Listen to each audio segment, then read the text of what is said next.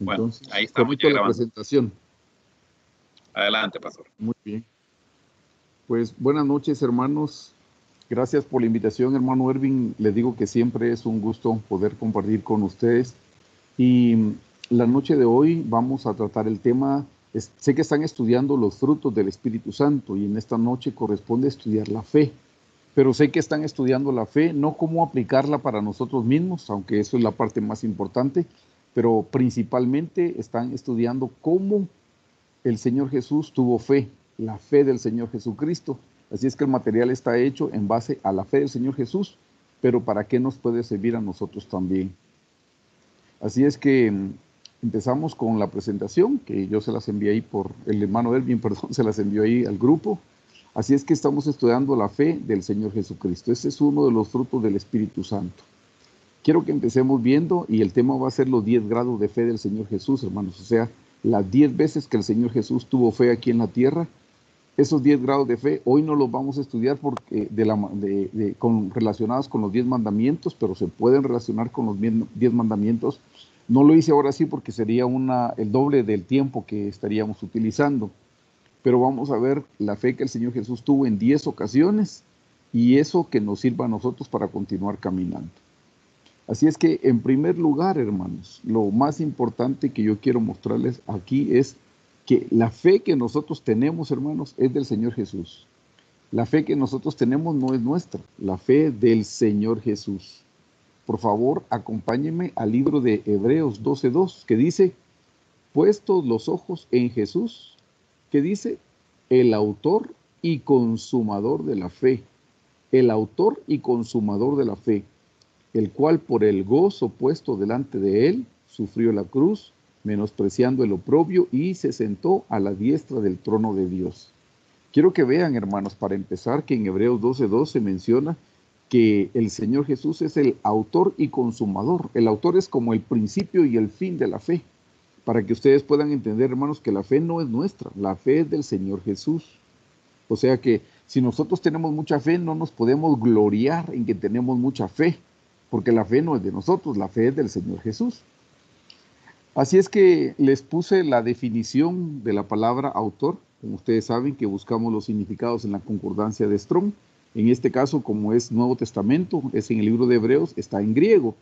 En griego la palabra autor significa principio, iniciación, procedencia de quien viene la fe. Eso significa, o sea, todo procede, toda la fe procede del Señor Jesucristo. Y la palabra consumador, que es la segunda palabra que estamos estudiando, es completador. Eso significa, esa palabra no existe en español, pero así es como se traduce del griego, completador. O sea, dice, lo contiene todo. En el Señor Jesús está toda la fe que nosotros necesitamos. Si nuestro alfabeto, hermanos, es de la A a la Z, el Señor Jesús es la A y es la Z y es todo lo que está en medio del alfabeto.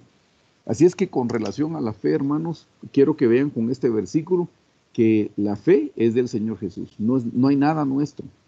En la medida que nosotros crecemos espiritualmente es que nosotros vamos recibiendo más de la fe del Señor Jesús, pero la fe es del Señor Jesucristo.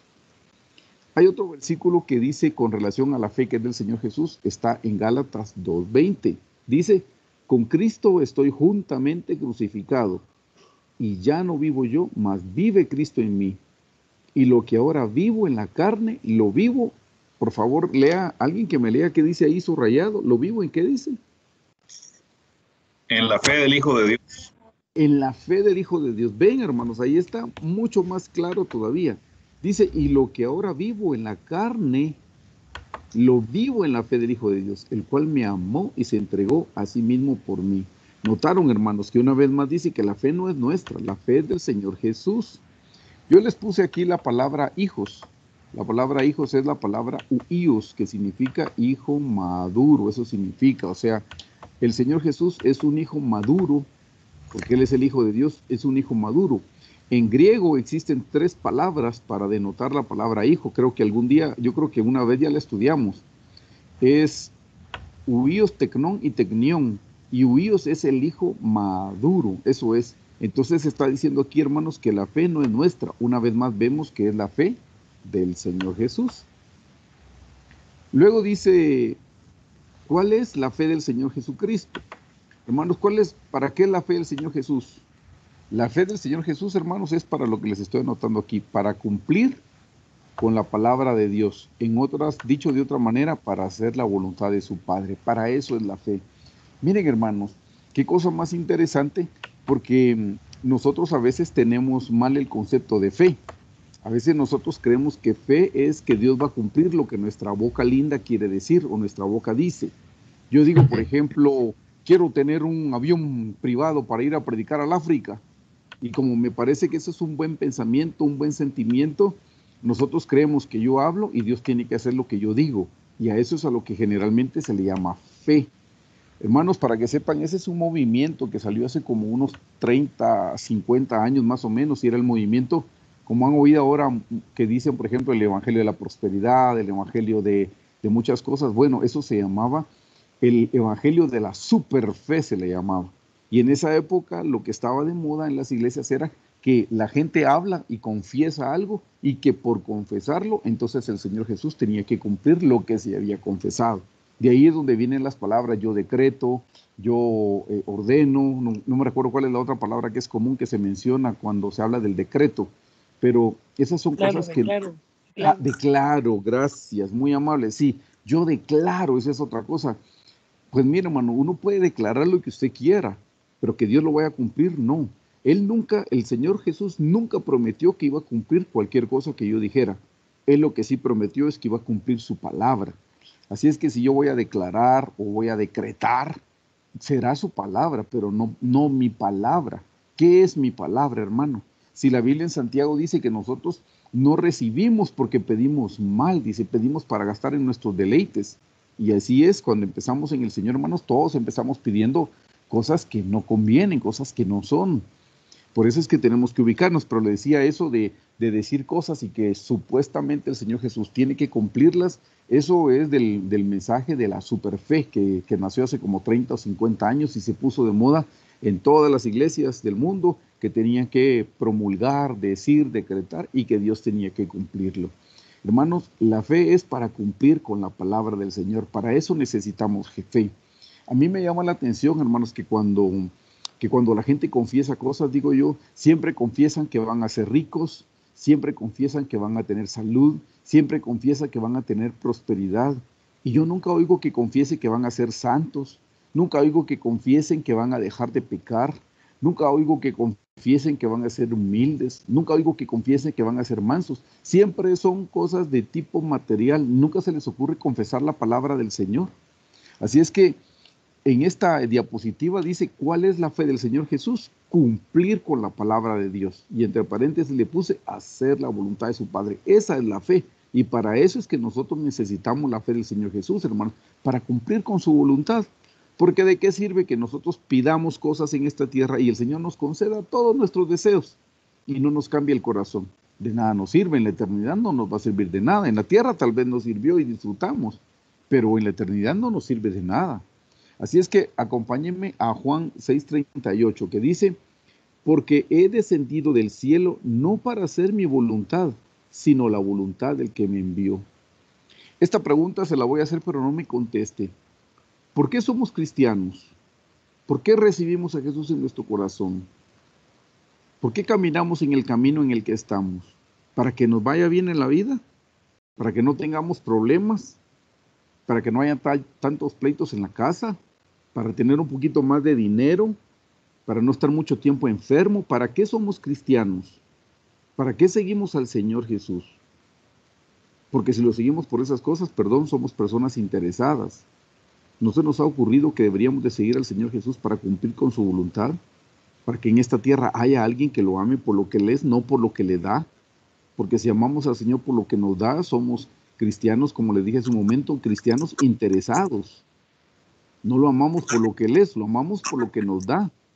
Y el problema, hermanos, de amar al Señor por lo que nos da es que si un día no nos da, como a Job, que le quitó, en vez de darle le quitó, entonces nos ofendemos, nos enojamos y nos apartamos de los caminos del Señor. Y entonces nuestra fe se turba porque me están pasando cosas difíciles. Hermanos, ¿por qué somos cristianos? ¿Por qué somos creyentes? ¿Por qué seguimos al Señor? La Biblia dice que nosotros debemos seguir sus pisadas, así como Él caminó en esta ¿Por tierra. qué? ¿Por qué? Y hermanos, ¿dónde terminó el Señor Jesús sus pisadas aquí en la tierra? ¿En la cruz? Bueno, si el Señor quiere llevarnos, tal vez no a una cruz física, pero sí a una situación de muerte, pues tenemos que darle gracias al Señor porque esa es su voluntad. De nuevo, Juan 6:38 dice, porque he descendido del cielo, no para hacer mi voluntad, sino la voluntad del que me envió.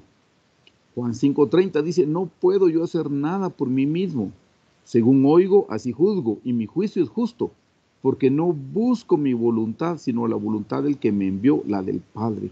Ven, hermanos, el Señor Jesús no está pensando en tener un ministerio grande, una iglesia súper grande, cómoda. Él no estaba pensando en esas cosas, no estaba pensando en una casa grandotota, con un carro de agencia, con chequera, con mucho dinero. Él vino a la tierra para hacer la voluntad de su Padre. Nosotros, ¿cuál es la intención? Como les dije hace un momento, ¿cuál es la intención de ser cristianos y de buscar al Señor? Por el lado derecho les pongo ciertas explicaciones. La fe, dice, es para hacer la voluntad de Dios. Eso es lo más importante, hermanos. Recuérdese, la fe es para hacer la voluntad de Dios. No es para decretar. No es para estar hablando grandezas, hermanos, y que Dios tiene que cumplirla, porque, entre comillas, el gran siervo de Dios ya habló y por lo tanto entonces el Señor está obligado a cumplir con mis deseos. No, hermano, la fe es para hacer la voluntad de Dios. Dice, no para hacer la nuestra. Es que, hermanos, ¿qué es nuestra voluntad? Nuestra voluntad es solo para gastar en los deleites y placeres terrenales, pero el Señor quiere que hagamos una voluntad más alta. Dice, no es para que se cumplan nuestros deseos. O sea, no es para eso, hermanos. La fe no es para que se cumplan nuestros deseos. Por supuesto, hermanos, que uno en oración uno le puede pedir al Señor. Claro que sí, existe la oración de petición. Uno puede clamarle, puede pedirle, puede suplicarle. Pero yo el consejo que le doy siempre es cuando termine su oración, dígale, Señor, pero no se haga mi voluntad sino la tuya. Señor, yo te pido esto si a ti te parece que está bien, si no contradice tus planes, si me ayuda en mi crecimiento espiritual, si es parte de tu voluntad directiva. Pero si no, Señor, no se haga mi voluntad sino la tuya. Hermanos, el Señor Jesús ejemplo nos dejó en el Getsemaní. Claro que lo oró pidiendo algo que estaba en su corazón. Padre, le dijo, si es posible que pase de mí esta copa. ¿Y qué dijo al final? Pero no se haga lo que yo, sino lo que tú.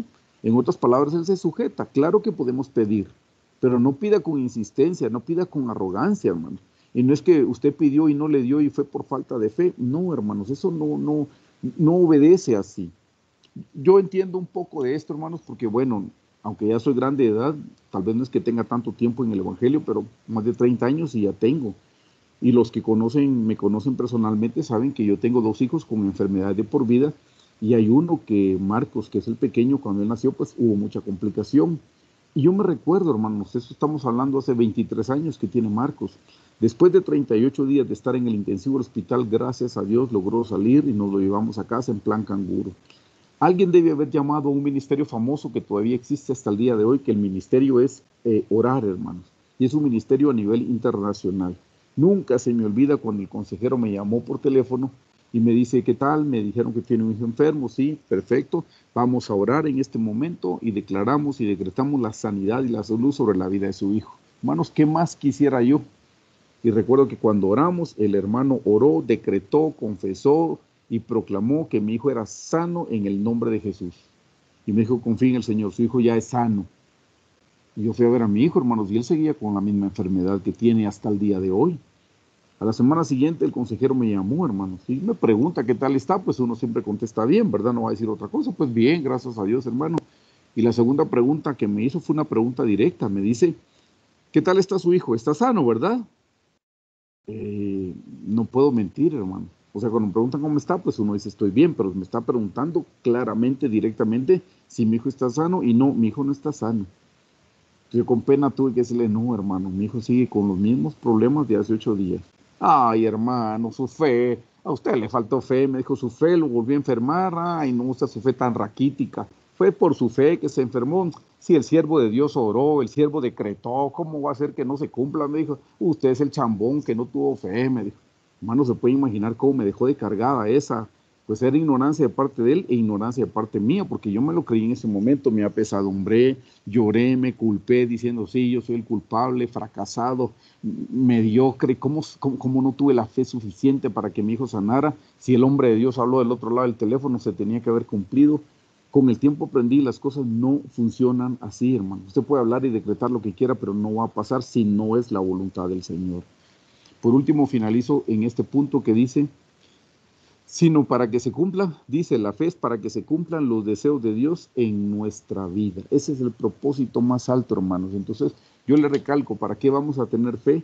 Para hacer la voluntad del Señor. ¿Para qué vamos a tener fe? Para ser santos, porque sin santidad nadie verá al Señor. ¿Para qué vamos a tener fe? Para ser mansos, para ser humildes. Aprended de mí que soy manso y humilde, dijo el Señor Jesús. Para eso debemos aprender a tener fe, no para andar proclamando y decretando, hermanos. Dios nos va a dar todas las cosas que necesitamos en esta tierra. Dice, considerarlos a las aves del cielo que no trabajan, no siembran, dice, mire, para que no piense que hay que dar dinero para que el Señor le dé dinero, no siembran ni hilan, dice claramente, y el Señor la sustenta. Dice que el Señor viste a los lirios del campo, que hoy son y mañana se echan en el fuego. Hermanos, aprendamos a confiar en el Señor. Eso es tener fe. Tener fe es estar en medio de una prueba y saber que el Señor nos va a sacar, pero no para estar pensando en grandezas. Habiendo dicho eso, pasamos cómo operó la fe en el Señor Jesucristo. Quiero que me acompañe de nuevo, vamos a leer todo el pasaje de Hebreos 12, 2 al 6. Dice, puesto los ojos en Jesús, el autor y consumador de la fe, el cual por el gozo puesto delante de él, número 1, sufrió la cruz, menospreciando el oprobio, y luego dice, y se sentó a la diestra del trono de Dios. Ven, hermanos, que primero vino la humillación, eso lo puse yo en corchetes, y después vino la exaltación. Hermanos, si usted quiere ser exaltado, sépalo. El único camino a la exaltación es la humillación. No hay otra ruta, no la busque, no se equivoque, no pierda su tiempo. Si usted está tratando de exaltarse en esta vida, le tengo malas noticias. Exáltese y usted va a ser humillado por toda la eternidad. Porque la Biblia dice que el que se humilla será exaltado, mientras que el que se exalta será humillado. Si nos humillamos, dice el Señor, a su tiempo nos exaltará. Así es que ven que por un lado el Señor Jesús dice que sufrió la cruz, eso es humillación, pero luego dice se sentó a la diestra del trono de Dios, eso es la exaltación. En esto tenemos que poner fe también, hermanos. Aprendamos a humillarnos, porque miren, una cosa es que nos humillen las circunstancias, la escasez, la enfermedad. Otra cosa es que nos humillen las personas. Y otra muy diferente es que nosotros nos humillemos.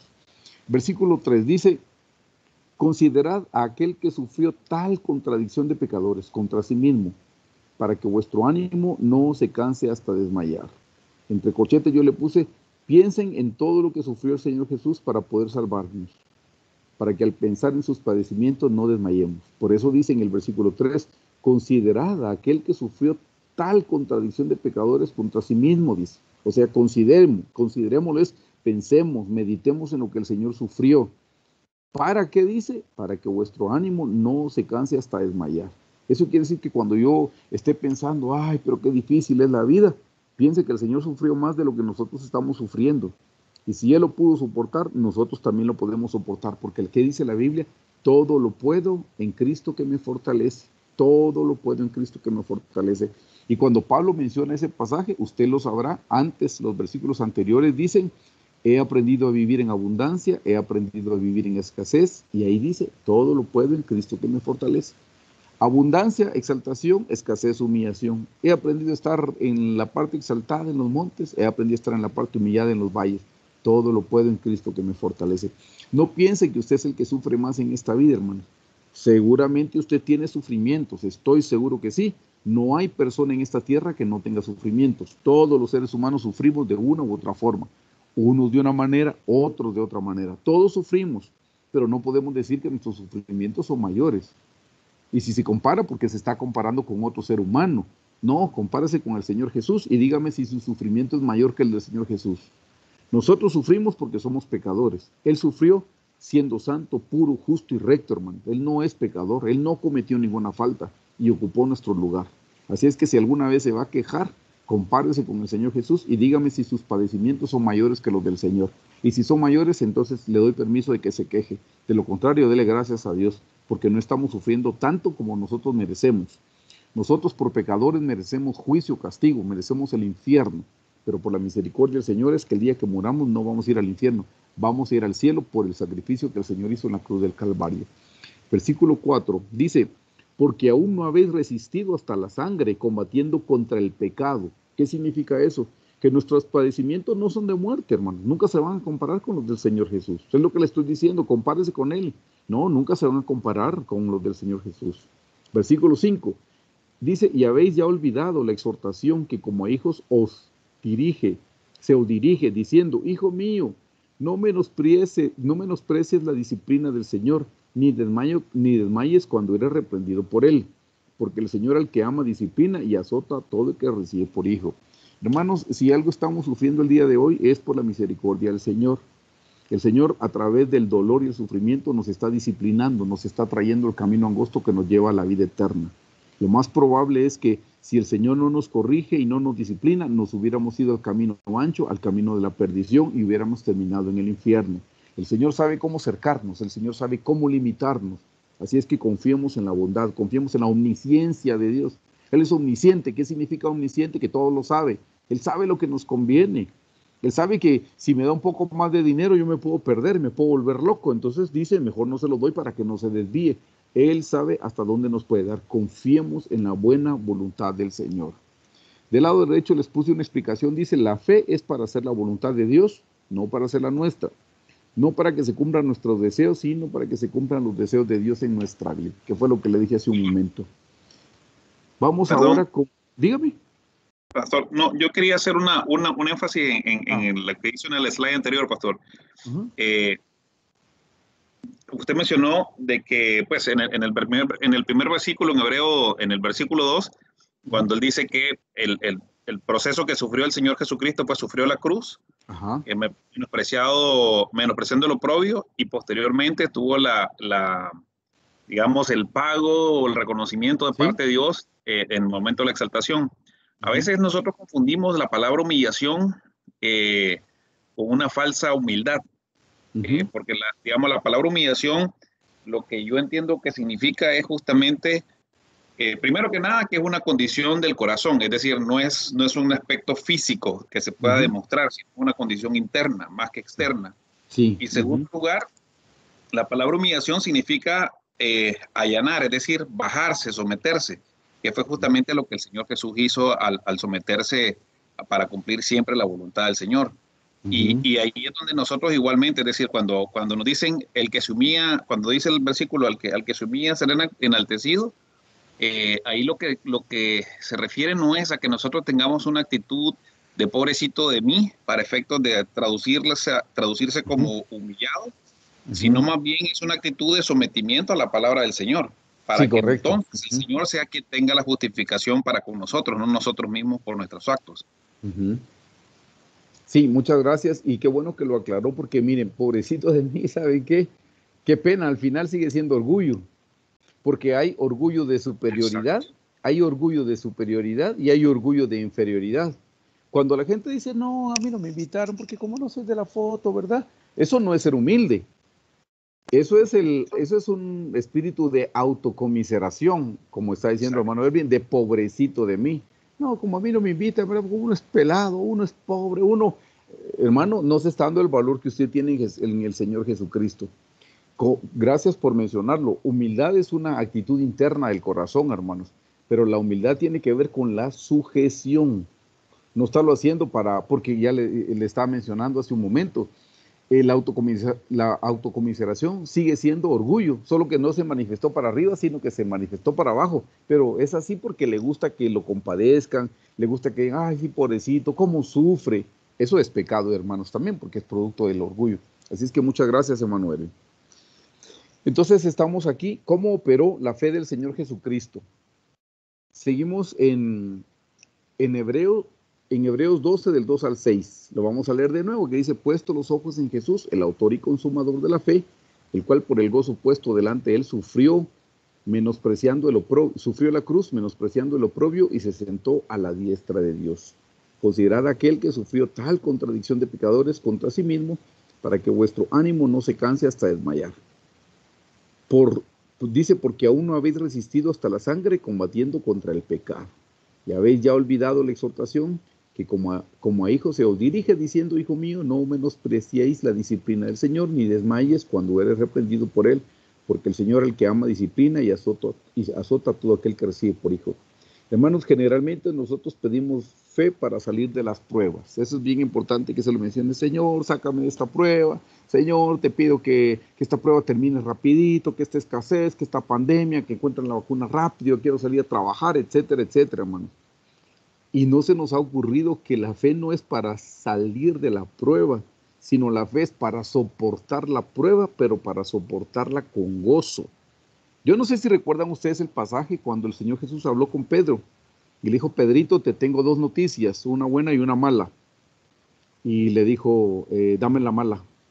Y le dijo, bueno, la mala es que el diablo te pidió para zarandearte. Y la buena, que yo he rogado al Padre que tu fe no falte. Miren que no le dijo, el diablo pidió para zarandearte, y la buena es que no te vas a zarandear. La buena es que no te vas a enfermar. La buena es que no vas a tener ningún problema en esta vida. No le dijo eso, hermano. Eso sería contradictorio. El Señor Jesús dijo, en el mundo tendréis aflicción, pero no temáis, yo he vencido al mundo.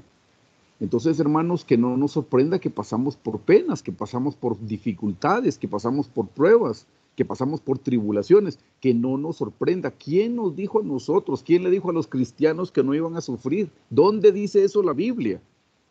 Lo que el Señor sí dijo es, cuando pases por el fuego, no te quemará. Cuando pases por el agua, no te anegará, no te ahogará. Eso sí lo dijo el Señor, pero no dijo que no íbamos a pasar por fuego, no dijo que no íbamos a pasar por agua. Es que el evangelio ahora está tan cambiado, hermanos, que nos han hecho creer que una vez que uno es cristiano y uno ya no se enferma, uno ya no tiene problemas económicos, ya no tiene problemas con los hijos, no tiene problemas con la esposa, etcétera, etcétera, etcétera, etcétera. Eso no existe, hermano, no existe. Eso es un cuento de hadas. Así no es la vida. En la vida hay problemas y hay dificultades. Entonces sepan, las pruebas no es para salir rapidito de la prueba. La fe es para entrar a una prueba y soportarla. Y sepa, soportarla con gozo. No solo soportarla refunfuñando y a regañadientes y bueno, como no me queda otra, me tengo que aguantar. Y desde ahora que soy cristiano, todo lo que me ha pasado de mal. Pues si el Señor es el dueño y nosotros somos los siervos, si Él es el amo y nosotros somos los sirvientes, ¿cuál es la queja? Si la Biblia dice que Él es el alfarero y nosotros somos el barro, ¿dónde ha visto usted que una vasija se ponga a alegarle al alfarero por la forma que le dio? Ay, es que yo quería hacer un vaso, pero me hiciste un plato. ¿En dónde ha visto eso? Eso no existe, hermanos. Eso no existe. Uno dele gracias a Dios que el alfarero se fijó en uno, que el alfarero deseó formarnos. Miren, Dios nos creó por su puro amor y afecto, hermanos. Dios no nos creó a nosotros porque nos necesitaba alguien que lo alabara y lo bendijera. No, porque para eso tiene a los ángeles. El Señor nos creó por amor. Él no nos necesita, somos nosotros los que lo necesitamos a Él, que quede claro, hermano. Por eso se los digo para que no estemos alegando cuando pasamos penas, al contrario, agradecidos que tenemos vida, conocemos al Señor, tenemos este camino y el Señor nos bendice siempre porque el Señor es justo y verdadero, hermanos. Así es que una de las cosas importantes es que nosotros debemos pedirle fe al Señor, pero no fe para salir de las pruebas, sino fe para soportar las pruebas. Por eso les mencionaba yo ahí lo de Pedro. El Señor le dijo a Pedro, yo he rogado para que tu fe no falte en medio de las pruebas. No le dijo que no iban a venir las pruebas. Las pruebas van a venir, son parte de la vida. Si no lo sabía, yo se lo estoy diciendo ahora. Acostumbrémonos, así es la vida, hermano. Y por supuesto, Dios es balanceado. No toda la vida es sufrir y sufrir y sufrir. Tampoco, hermano, porque Dios no es injusto. Dios no es desbalanceado. La Biblia dice que justos y verdaderos son sus caminos. Por un lado hay humillación y por el otro lado hay exaltación. Siempre va a haber humillación y exaltación, humillación o exaltación. Les pregunto, ¿el sufrimiento de Job fue suave? No, fue muy duro, hermano. ¿Pero le duró para toda la vida? No, no le duró para toda la vida. Duró el tiempo necesario en el que el Señor estaba transformando el corazón de Job. Así es que sepan, sí hay sufrimiento, hermano, pero no es para toda la vida. Es el tiempo necesario para transformar nuestro corazón. Aquí vienen, hermanos, los 10 grados de fe del Señor Jesús. La fe del Señor Jesús que queremos estudiar y cómo la podemos aplicar nosotros. Número 1, hermanos. Dice fe para dejar su gloria y encarnar en la humanidad. ¿Qué significa eso? Que el Señor descendió del cielo y vino como un ser humano finito, carnal. Cuando digo carnal no lo digo de pecado, digo de carne y hueso. Aquí vino el Señor. Por favor, acompáñenme a Filipenses 2 del 5 al 7, que dice: haya pues en vosotros este sentir que hubo también en Cristo Jesús. ¿Qué significa la palabra sentir en griego, hermano? Significa este mismo pensamiento. De nuevo, dice: haya pues en vosotros este mismo pensamiento que hubo también en Cristo Jesús, el cual siendo en forma de Dios, dice, el cual siendo en forma de Dios, o sea, es igual a Dios, no estimó el ser igual a Dios como cosa a que aferrarse. Aferrarse es apoderarse, agarrarse, no querer soltar. Miren, Jesús es Dios y él no dijo: no, pero yo soy Dios, yo no quiero bajar, no me quiero humillar. No, el Padre le dijo: vas a descender como un ser humano. Entonces dice en el versículo 6, el cual siendo en forma de Dios, no estimó el ser igual a Dios como cosa a que aferrarse, a que agarrarse, a que apoderarse. Versículo 7, sino que se despojó a sí mismo, tomando forma de siervo, hecho semejante a los hombres. Ven que le dije, nosotros somos siervos, el hombre es un siervo. Miren, o servimos a Dios o servimos al diablo, pero siempre estamos sirviendo a alguien. Qué pena, hay gente que dice: no, yo no sirvo a nadie, no sirvo a Dios y no sirvo al diablo, yo hago lo que quiero. ¿Y sabe qué? Hacer lo que quiero es hacer lo que el diablo quiere. Por si no sabía, el diablo también tiene una Biblia y el diablo también tiene mandamientos. No sé si alguien sabe cuál es el mandamiento número 1 de la Biblia de Satanás. ¿Alguien sabe? No que haya leído la Biblia, ojalá que no la haya leído, pues, pero ¿alguien sabe cuál es el mandamiento número 1 en la Biblia de Satanás? Hacer lo que nosotros querramos. Así es, correcto, gracias. Ese es el mandamiento número 1. Haz lo que quieras. Entonces, cuando la gente dice: no, yo no sirvo a Dios ni sirvo al diablo, yo hago lo que yo quiero, qué pena, está sirviendo al diablo, porque el mandamiento número 1 es: haz lo que quieras. Y perdón, eso se ha infiltrado en la iglesia también, porque la iglesia no toda la iglesia está haciendo lo que Dios quiere, están haciendo lo que ellos quieren, hacen y deshacen y nunca se paran a preguntarle al Señor: Señor, ¿esta era tu voluntad? Y eso es bíblico. El Señor Jesús dice: en aquel día me dirán: Señor, Señor, en tu nombre profetizamos, en tu nombre echamos fuera demonios, en tu nombre hicimos milagros. Y dice el Señor: yo les contestaré: no los conozco, apartados de mí, hacedores de maldad. ¿Por qué hacedores de maldad? Porque lo que hicieron fue la voluntad de Dios. Claro, se aprovecharon del nombre del Señor para ganar sus beneficios, pero no era la voluntad del Señor. Así es que en el versículo 7 dice: sino que se despojó a sí mismo tomando forma de siervo, obviamente siervo de Dios el Padre, hecho semejante a los hombres. Eso que se despojó, hermano, significa que dejó sus ropas reales para vestir las ropas de la humanidad. O sea, él dejó su gloria, dejó su grandeza, su poder, su majestad, su poder, hermanos, porque estando dentro de un cuerpo físico dejó de ser omnipresente. Él es omnipresente, pero estando en un cuerpo físico, si está en Galilea no podía estar en Samaria al mismo tiempo. Ya solo con eso para que ustedes puedan ver. Entonces, cuando dice que se despojó, es que él se quitó sus vestidos reales para ponerse sus propias vestiduras. Versículo 8, y estando en la condición de hombre, se humilló a sí mismo, haciéndose obediente hasta la muerte y muerte de cruz. Así es que hermanos, esa es la primera fe que el Señor muestra ahí, para dejar su gloria y encarnar en la humanidad. Les explico de este lado. Dice: para nosotros es difícil comprender este pasaje porque no sabemos a cabalidad lo que el Señor Jesús dejó en el cielo. Uno piensa en ropas y uno dice: pues bueno, yo me quitaría mi traje Armani y lo dejo guardado y no pasa nada. No estamos hablando de ropas físicas, hermano, estamos hablando de ropas espirituales. Y Él dejó todos los dones, todos los espirituales, todo su poder, toda su gloria, toda su majestad, todo eso lo dejó. El primer mandamiento, como yo les dije, hermanos, que eso se podía relacionar con los 10 mandamientos. ¿Se recuerdan cuál es el primer mandamiento? Yo soy Jehová tu Dios. Ese es el primer mandamiento. Por si no lo sabían, el primer mandamiento no es: no tendrás dioses ajenos. Ese no es el primer mandamiento. El primer mandamiento es: yo soy Jehová tu Dios. Y hermanos, ¿saben por qué nosotros no nos gusta humillarnos? Porque, entre comillas, nosotros todavía nos creemos Dios con D minúscula. Se los anoté aquí. Nosotros no nos humillamos a nosotros mismos porque nos aferramos a seguir siendo los dioses de nuestra vida. Y les puse Dios con D minúscula. Como nosotros queremos mandar y gobernar, por eso es que no nos humillamos. No entendemos, nos sorprendemos cuando el Señor nos manda alguna experiencia de humillación y no entendemos que es Dios el que nos quiere humillar. Necesitamos la fe del Señor Jesús para humillarnos a nosotros mismos. Les dije hace un momento, hermanos, una cosa es que nos humillen las circunstancias, la enfermedad, la escasez, nos humilla el jefe, las personas. Y otra cosa es que nosotros mismos nos humillemos internamente. Hermanos, ¿cómo nos humillamos? La Biblia dice, viendo a los demás como superiores a sí mismos. Mi trabajo es verlos a ustedes como superiores a mí mismo, y el trabajo de ustedes es vernos a todos los demás como superiores a sí mismos. Y en muchas cosas más podemos abundar, hermanos. Punto número 2. Dice, fe para aceptar su lugar de nacimiento.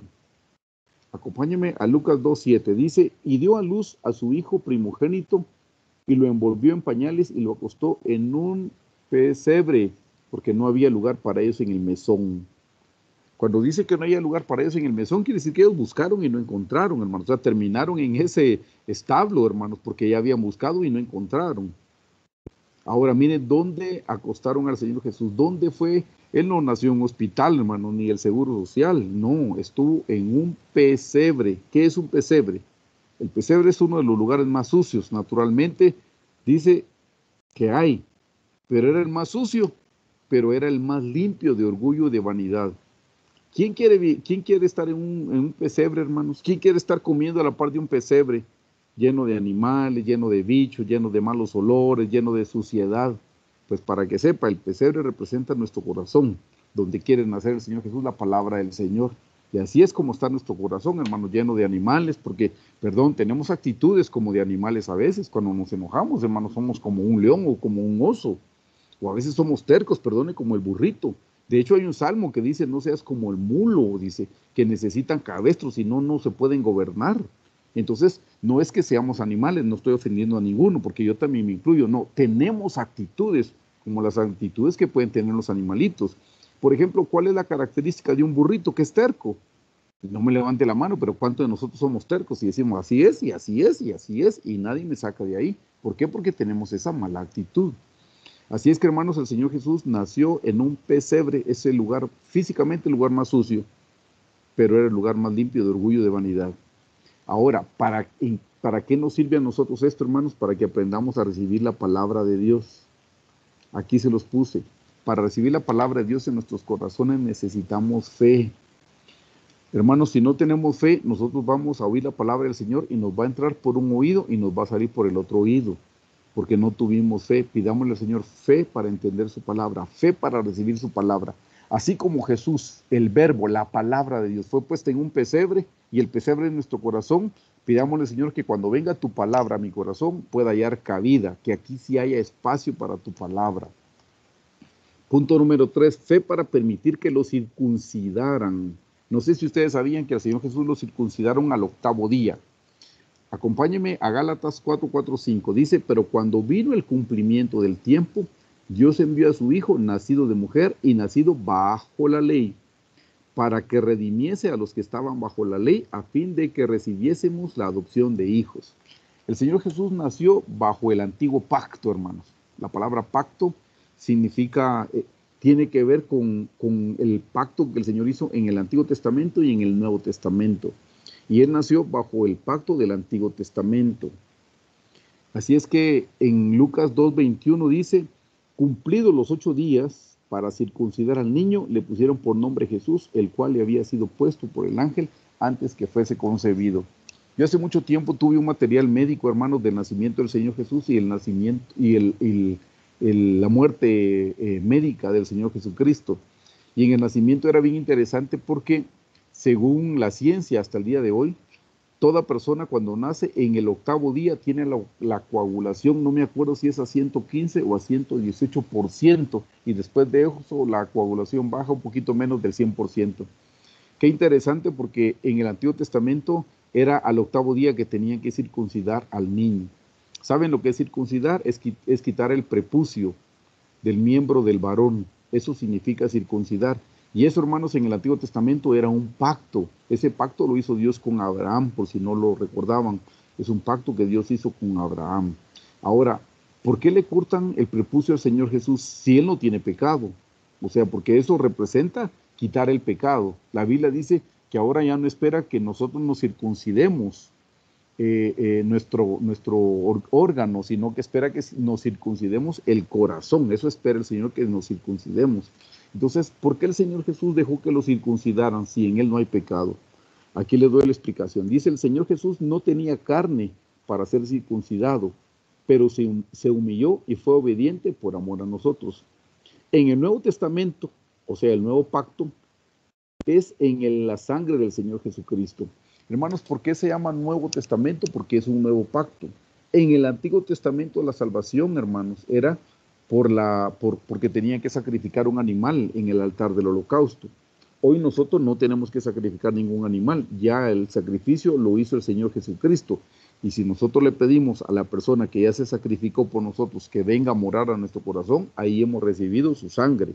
Así es que por eso nosotros estamos en el nuevo pacto. Entonces, quiero que noten esto, dice, echamos mano de la sangre del Señor Jesús cuando nos arrepentimos y le confesamos nuestros pecados a Dios. Recuerdan que dice 1 Juan 1:9, dice, si confesamos nuestros pecados, Él es fiel y justo para perdonar nuestros pecados, limpiarnos de toda maldad. Si confesamos nuestros pecados, dice, hermanos, necesitamos fe cuando nos arrepentimos. Hay gente, hermanos, que comete pecados y se arrepienten y le piden perdón al Señor. ¿Qué creen? Si nosotros nos arrepentimos de corazón y le pedimos perdón al Señor, les pregunto, ¿el Señor Jesús nos perdona o no nos perdona? Es pregunta. Claro. ¿Perdón? ¿Nos perdona el Señor Jesús? Claro. Sí nos perdona. Vaya, hermanos. Perdón. Ajá, sí nos perdona. Hermanos, ¿y entonces por qué no nos perdonamos nosotros? Porque muchas veces somos nosotros los que no nos perdonamos. Pero si el Señor Jesús nos perdonó, ¿por qué nos vamos a estar condenando nosotros? Entonces se necesita fe, hermanos, para que cuando nosotros nos arrepentimos, o cuando echamos mano, digámoslo así, echamos mano de la sangre del Señor Jesús, cuando nos arrepentimos, hermanos, tenemos que tener la fe que el Señor nos perdonó, y si el Señor nos perdonó, ¿quiénes somos nosotros para condenarnos? Por eso les puse aquí, se necesita fe para creer que el arrepentimiento y la confesión de Dios son suficientes para que el Señor nos perdone de todo pecado. Hay gente que no lo cree. Yo conocí una persona que me decía, ¿y qué? El asesino en la cárcel y ahora recibe a Cristo, y qué lindo, ya lo perdonaron después de lo que hizo. Pero si así dice la Biblia, qué fácil, no creo yo que sea tan fácil. No, tiene que hacer algo. Es que no, hermanos, porque la salvación es por fe y el perdón de los pecados es por fe, y nosotros tenemos que ponerle fe, hermanos, que cada vez que nos arrepentimos y le pedimos perdón al Señor, el Señor nos perdona. Para eso necesitamos perdón. Y otra cosa muy importante que les tengo que mencionar.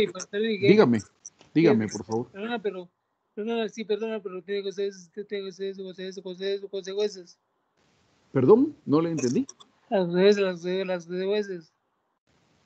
O sea que lo que dice Leo es que las consecuencias siempre las vamos a tener.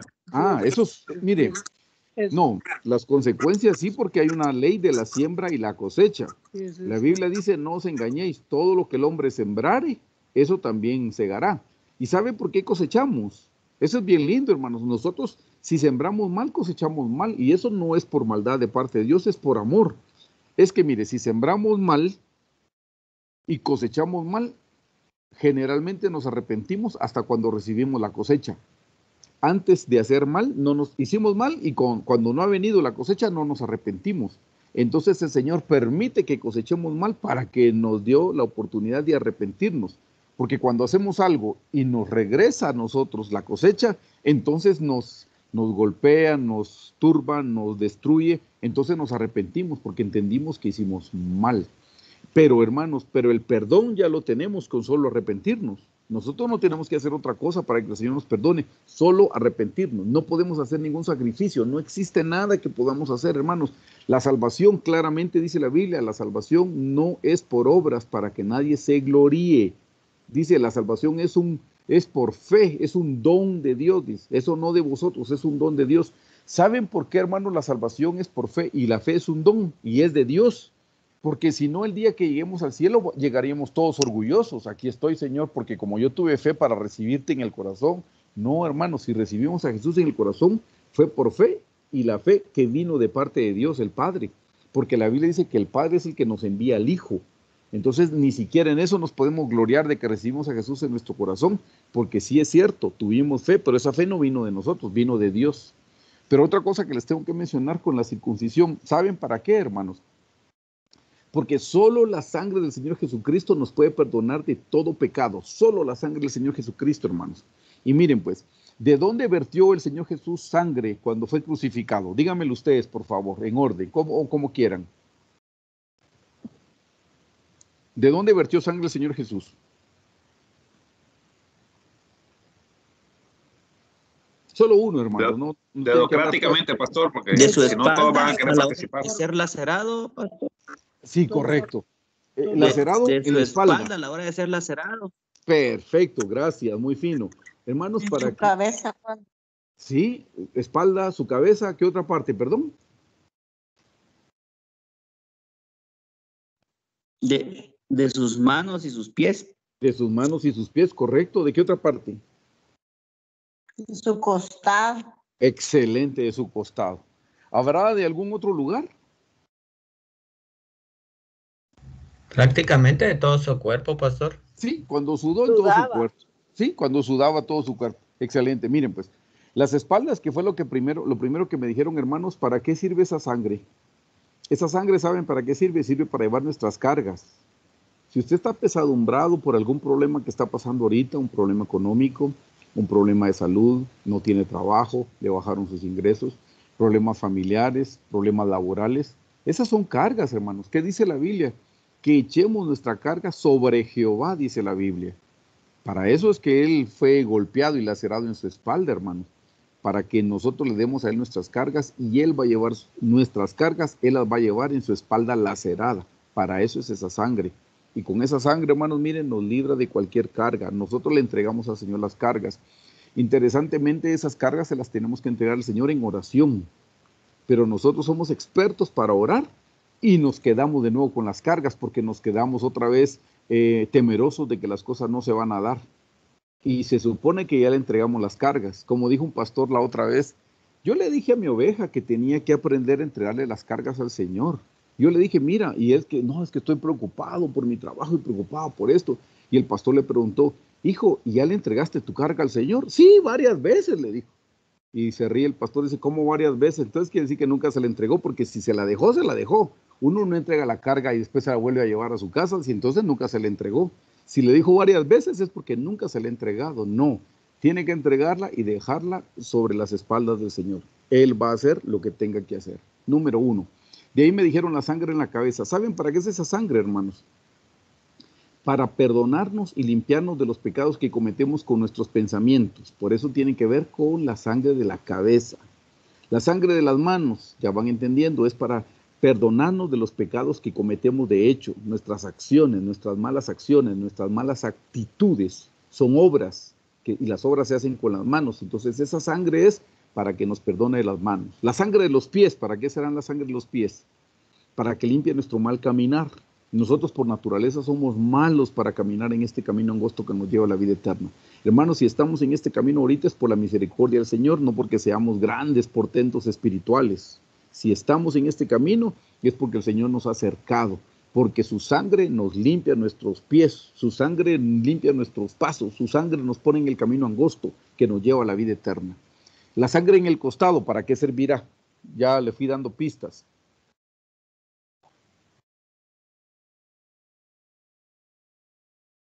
Dedocráticamente, hermano Erwin, usted que los está viendo, porque yo solo miro la presentación.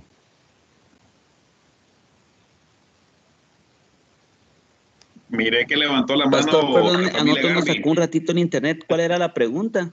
Ah, gracias. Sí. Ahí ya está un valiente. Gracias. Ya hablamos de la sangre de la espalda, la sangre de la cabeza, que son los pensamientos, la sangre de las manos, que son las obras, la sangre de los pies, que es para nuestro mal caminar, que nos perdona, porque la sangre es para perdonar. Y la sangre del costado, ¿para qué servirá?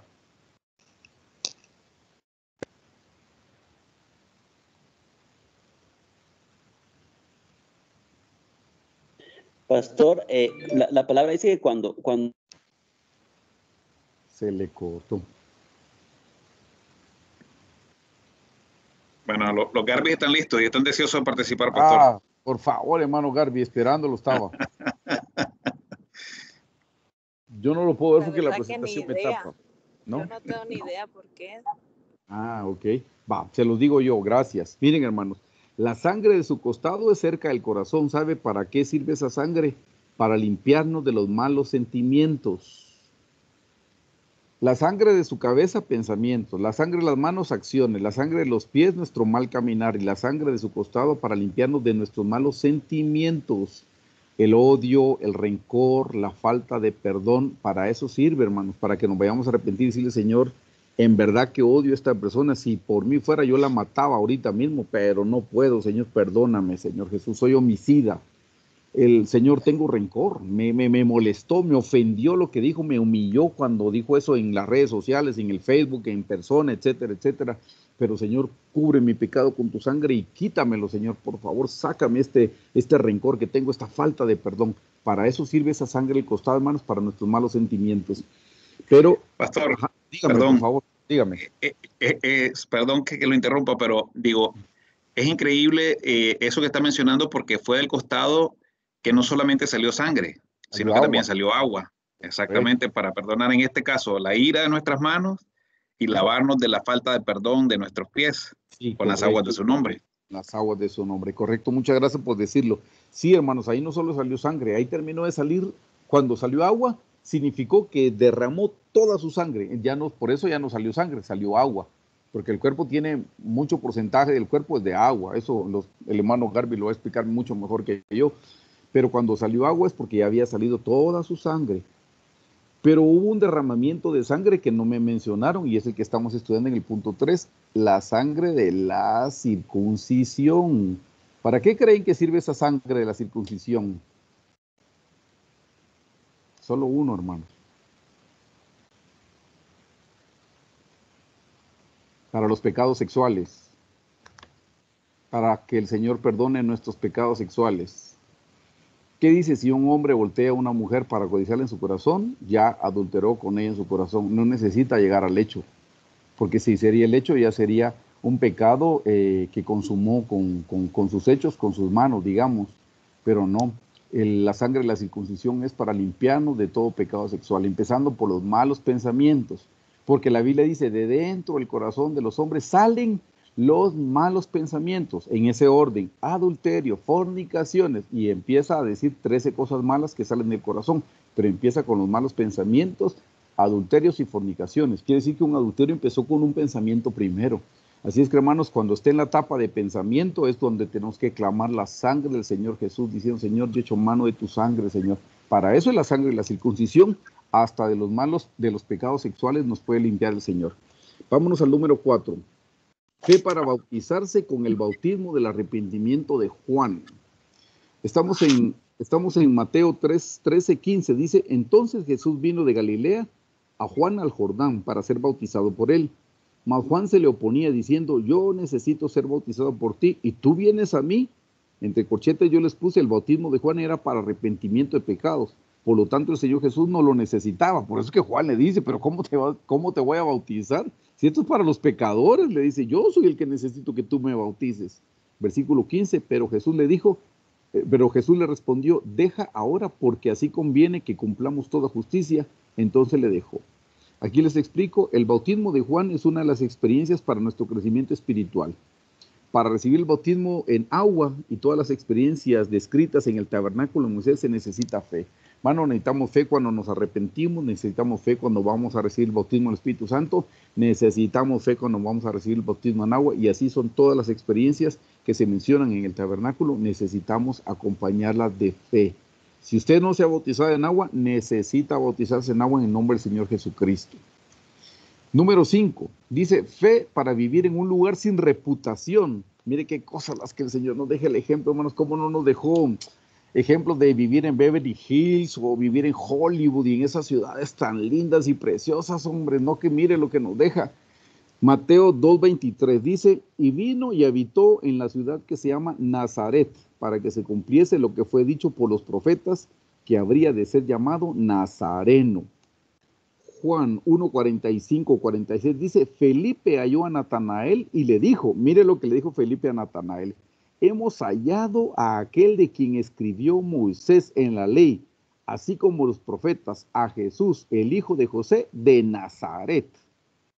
Versículo 46, Natanael le dijo, de Nazaret puede salir algo de bueno, algo bueno. Le dijo Felipe, ven y ve.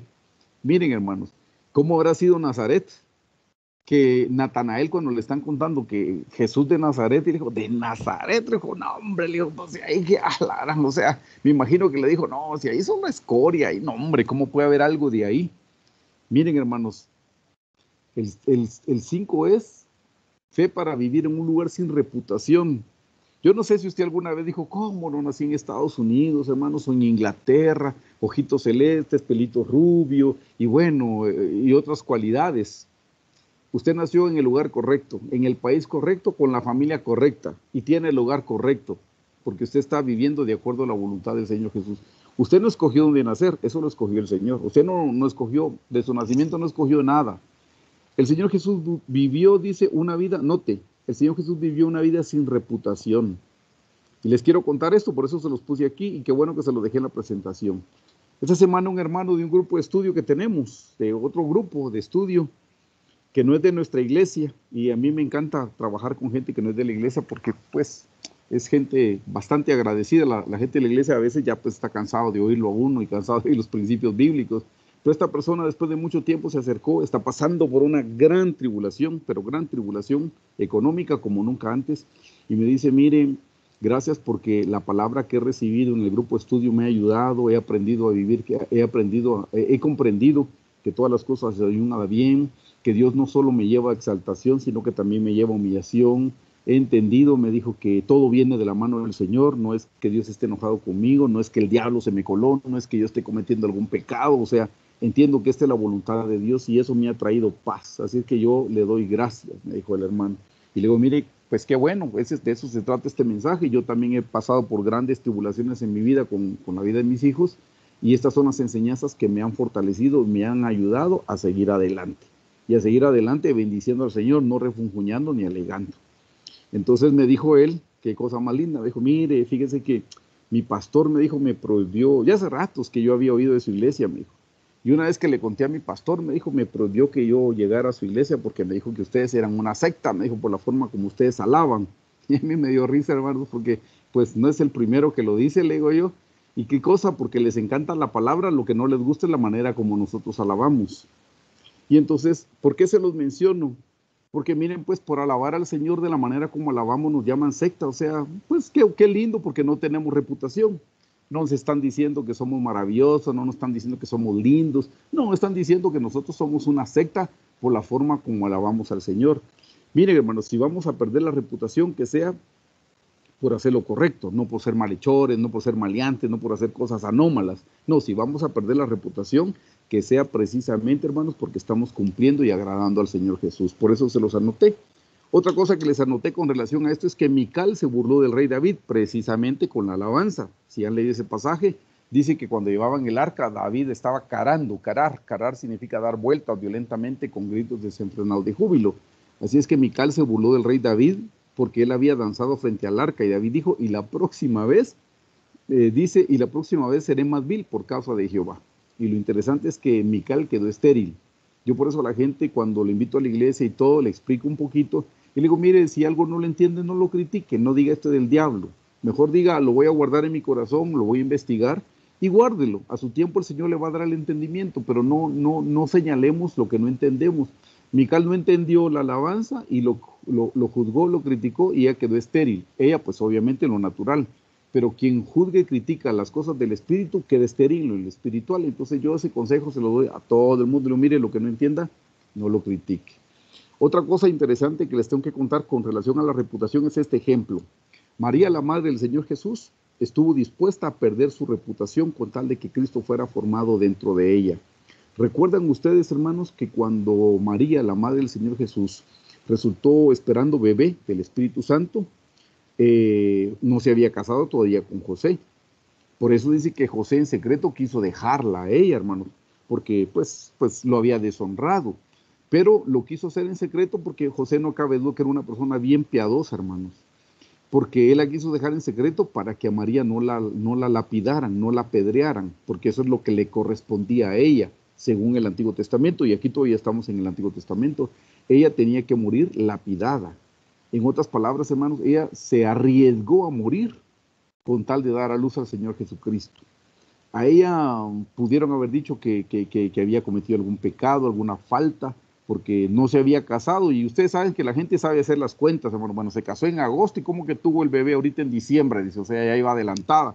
Bueno, lo mismo pudieron haber hecho con María, pero ella estuvo dispuesta a perder su reputación con tal de que el Señor Jesucristo fuera formado en su corazón. Así es que a usted no le importa que le digan aleluya, pandereta o cualquier cosa que la gente le pueda decir, no importa. Nosotros no nos avergonzamos del Evangelio porque es poder de Dios. El Señor dijo, si nosotros nos avergonzamos de Él aquí en la tierra, Él se avergonzará de nosotros en el cielo. Así es que ese es un ejemplo precioso que nosotros podemos tomar, hermanos, de María, la Madre del Señor Jesús. Soy la esclava de Dios, haz de mí tu voluntad. ¿Perdón? Soy la esclava de Dios, haz de mí tu voluntad. Sí, amén, eso es. Así es que, hermanos, nosotros necesitamos, aquí les puse, para perder la reputación, también necesitamos la fe del Señor Jesús. Siguiente, hermanos, 6. Fe para aceptar la posición social de José. Miren qué cosa más interesante, la posición social, hermanos. Por favor, acompáñenme a Mateo 13, del 54 al 56. Y venido a su tierra, les enseñaba en la sinagoga de ellos, de tal manera que se maravillaban y decían, ¿de dónde tiene esta sabiduría y estos milagros? ¿No es este el hijo del carpintero? Era lo primero que se preguntaba, pero mire, ¿y él de dónde fue? O sea, ¿en qué instituto bíblico? Pues yo no miro que haya estudiado en el extranjero, hermanos, o sea, pero ¿y el hijo del carpintero? 55 dice, ¿no es este el hijo del carpintero? ¿No se llama su madre María y sus hermanos Jacobo, José, Simón y Judas? ¿No están todas sus hermanas con nosotros? ¿De dónde pues tiene todas estas cosas? O sea, la gente lo menospreciaba, hermanos. Lo menospreciaba porque, pues sí, su posición social no era prominente, no era rico, por un lado. Por el otro era sencillo, era un carpintero, hermanos. O sea, esa profesión, ay, qué simple. ¿De dónde tendrá esto? Decían, no puede ser. O sea, para mí que son habladurías, son malos entendidos. O sea, porque que yo sepa, nunca estudió pues en Harvard, no estudió en el extranjero, como para que diga uno qué gran conocimiento el que tiene. Eso es lo que la gente decía. Mateo 8:20 dice, Jesús le dijo, las zorras tienen guaridas y las aves del cielo nidos, mas el Hijo del Hombre no tiene dónde recostar su cabeza. Eso es para que puedan entender, hermanos, que el Señor Jesús no tenía una posición social alta. Ahora, ¿eso a qué se refiere? Miren, hermanos, se los he dicho en otras ocasiones, tener dinero aquí en la tierra no es pecado. Ser rico no es pecado. Dios no odia a los ricos. No es que Dios odia a los ricos y ama a los pobres porque son pobres. No, hermanos. Dios ni odia a uno ni odia a los otros. Dios es amor y nos ama a todos por igual. O sea, el que tiene dinero, Dios lo quiso bendecir haciéndolo rico, y el que es pobre, pues Dios así nos quiso hacer, bendito sea su santo nombre. La Biblia dice que el que es rico abunde en buenas obras. O sea, Dios hizo a alguien rico para que sea generoso, para que ayude a los que están pasando penas. Y al pobre, dice la Biblia, Dios lo hizo pobre para que abunde en fe. O sea, el Señor espera que el que sea pobre, que tenga fe, que el Señor lo va a sacar adelante, no importa su condición social. Pero generalmente, eso se los puse aquí, generalmente entre mayor es la posición social de una persona, mayores son los placeres mundanos a los que tiene acceso. Miren, hermanos, los vicios son caros, las drogas son caras, el licor es caro, etcétera, etcétera. Todas esas cosas son caras. Entonces, si el Señor nos hizo ricos, hermanos, aprendamos a limitarnos nosotros.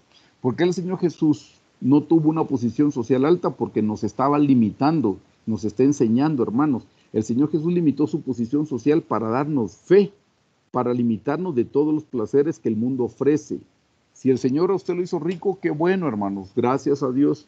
Pero no use su dinero, hermano, para los placeres de este mundo. Porque, bueno, pues como yo puedo comprar cajas de cerveza, no importa, hermano, y puedo hacer tales y tales cosas, porque en total tengo bastante dinero. No, mejor use su dinero para las cosas del Señor. No, si el Señor lo hizo rico, quiere decir que usted no tiene necesidad de trabajar todos los días de la semana, pues tal vez puede faltar uno o dos. Úselos para ir a servir a la iglesia, úselos para ir a servir a los hermanos, úselos para ir a servir a los pobres, para servir a su prójimo. Lo que le quiero decir es fe para aceptar su posición social. Dios a nosotros nos limitó, démosle gracias al Señor, hermanos, porque si tuviéramos una posición alta, los que no la tenemos, tal vez no estaríamos en este camino, tal vez ya nos hubiéramos apartado. Así es que el Señor sabe cómo nos va llevando poco a poco. Miren, hermanos, yo he conocido gente que llegó a la iglesia con escasez, y cuando orábamos, intercedían, lloraban y le clamaban al Señor, y yo les decía siempre, Las balanzas van a cambiar un día. Ojalá que cuando cambien usted no se aparte de los caminos del Señor. Y yo le diría que, como dicen ahí 80-20, yo le diría que el 80% de la gente que pasó de la escasez a la abundancia se olvidaron del Señor y se apartaron de sus caminos y se fueron. ¿Por qué, hermanos? Porque la riqueza nos hace ser independientes. Así es que el Señor sabe por qué nos ha limitado de la manera como nos está limitando. Démosle gracias al Señor por eso. Número 7, hermano.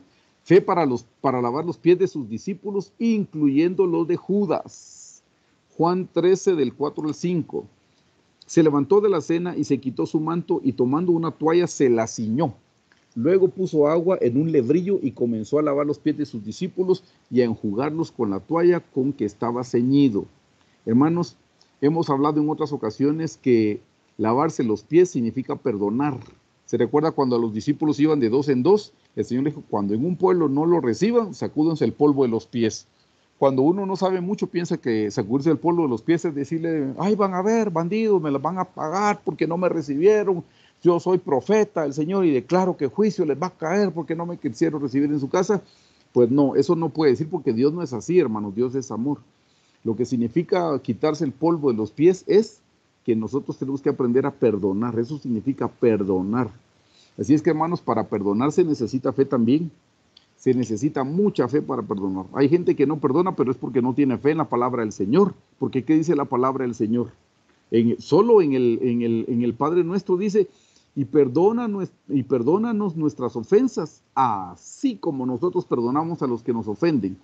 Así significa que si yo perdono a medias, ¿qué le estoy diciendo al Señor? Perdóname a medias. Si yo perdono mal, ¿cómo le estoy diciendo? Así como yo perdono. O sea, si yo perdono mal, perdóname así como yo perdono mal. No, hermanos. Para eso se necesita fe para cumplir con la palabra del Señor. La palabra del Señor siempre nos está exhortando a perdonar. Hermanos, ¿saben que nosotros nos parecemos más al Señor Jesús en la medida que perdonamos? En la medida que perdonamos nos parecemos al Señor Jesús. El Señor Jesús, se recuerdan en la cruz de sus últimas palabras, pues por supuesto que lo último fue, Padre, en tus manos encomiendo mi espíritu. Pero antes de eso dijo, Padre, no les tomes en cuenta este pecado. No saben lo que hacen. Miren qué cosa más interesante, que el primer mártir que fue Esteban, que era un servidor, pero lleno del Espíritu Santo, cuando lo estaban apedreando, dejaron sus ropas a los pies del apóstol Pablo. No sé si recuerdan qué fue lo que dijo Esteban. Dijo exactamente las mismas palabras que el Señor Jesús. Él estaba puesto a rodillas y le estaban tirando piedras, hermanos. Y él, recibiendo los golpes con las piedras, dijo, Padre, no les tomes en cuenta este pecado. Y habiendo dicho esto, dice, expiró. Si ustedes han leído bien ese pasaje, hermanos, en el libro de los Hechos es interesante porque dice que el Señor Jesús estaba de pie viendo cómo mataban a este siervo. Y miren, hermanos, no lo salvó, no le mandó un escudero para que el escudo le protegiera de las piedras que le estaban pidiendo. ¿Se da cuenta? En esta vida vamos a tener sufrimiento, hermanos. Es parte de la vida que recibimos. Así es que el Señor permitió que a Esteban lo apedrearan y murió. Pero cuando él murió también encomendó su espíritu al Señor. Así es que, hermanos, debemos tener fe para perdonar, tener fe para lavarle los pies a sus discípulos. Miren que el Señor Jesús le lavó los pies a Judas sabiendo que Judas le iba a entregar.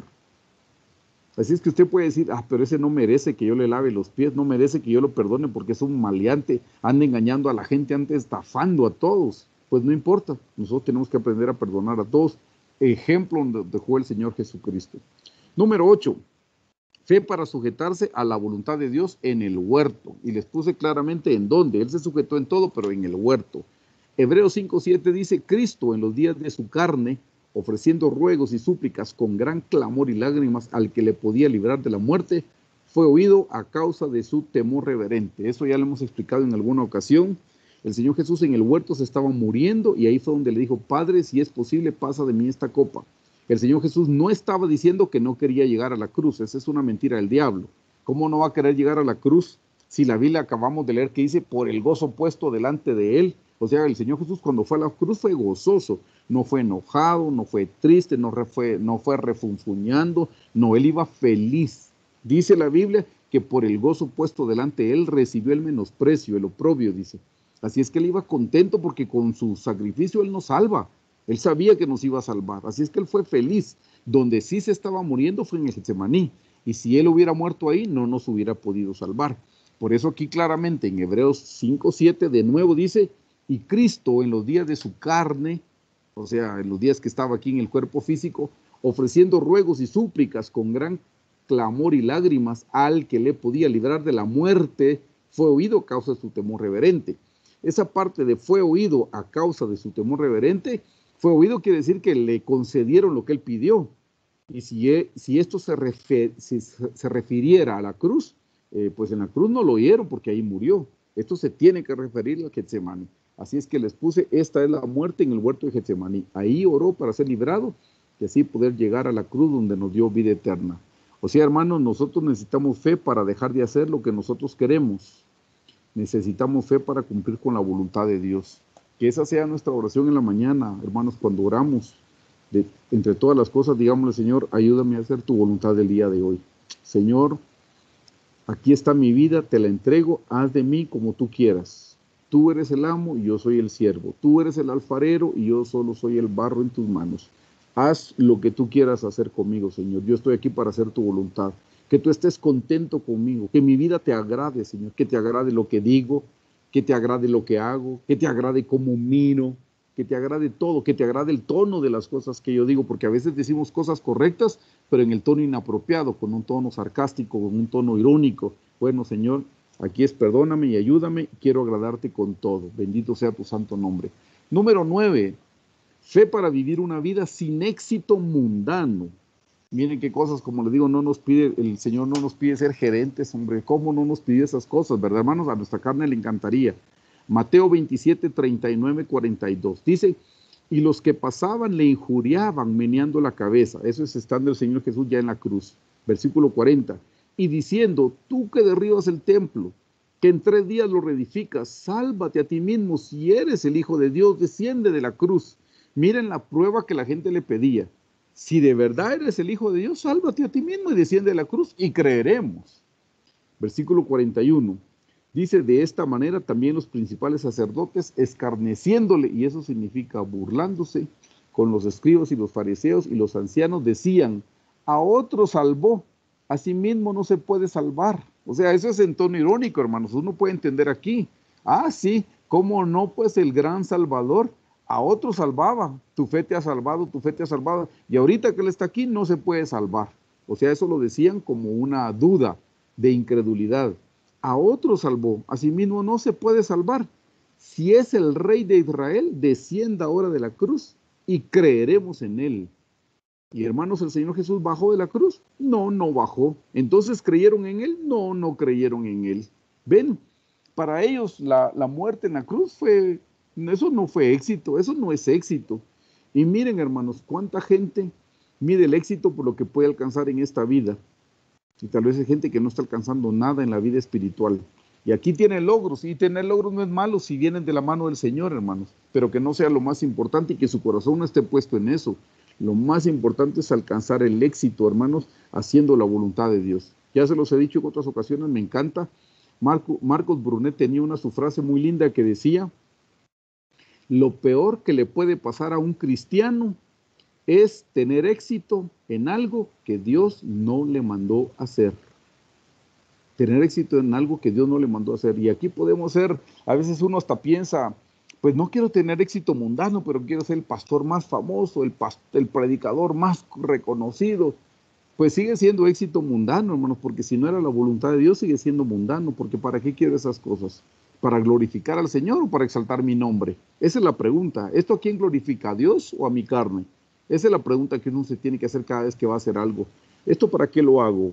¿Para engrandecer el nombre del Señor o para que me reconozcan, para que digan cuán inteligente, cuán gran predicador, cuánta facilidad de palabra tengo, qué memoria para memorizar, qué capacidad para memorizar la Biblia? Eso es solo para engrandecer nuestro nombre. Eso no sirve para nada, porque aquí lo importante es el nombre del Señor. Isaías 53:3 dice, despreciado y desechado entre los hombres, varón de dolores, experimentado en quebranto, y como que escondimos de él el rostro. Fue menospreciado y no lo estimamos, dice. En Isaías se describe el sufrimiento del Señor Jesús. Y hermanos, fue una vida sin éxito, porque donde él murió, una vida sin éxito, hermanos. Un éxito aparente, un éxito mundano. Pero miren qué cosa más linda. Él se humilló hasta lo más bajo y entonces su Padre Celestial le dio un nombre que está hasta lo más alto, porque dice que el nombre de Dios es el nombre sobre todo nombre, nombre en el cual toda rodilla se doblará y toda lengua confesará que Jesucristo es el Hijo de Dios para la gloria del Padre. Ven, hermanos, no nos estemos esforzando tanto por alcanzar el éxito mundano, hermanos. Esforcémonos por alcanzar el éxito espiritual, y el éxito espiritual está en la humildad, en descender, porque cada vez que descendemos, el Señor es el que nos va a exaltar a su tiempo. Para eso se necesita fe también, hermanos. Hay gente que cree que tiene fe porque puso en iglesia y se volvió grandotota, y tiene fe porque su programa es el más visto. Eso no es tener fe para esas cosas.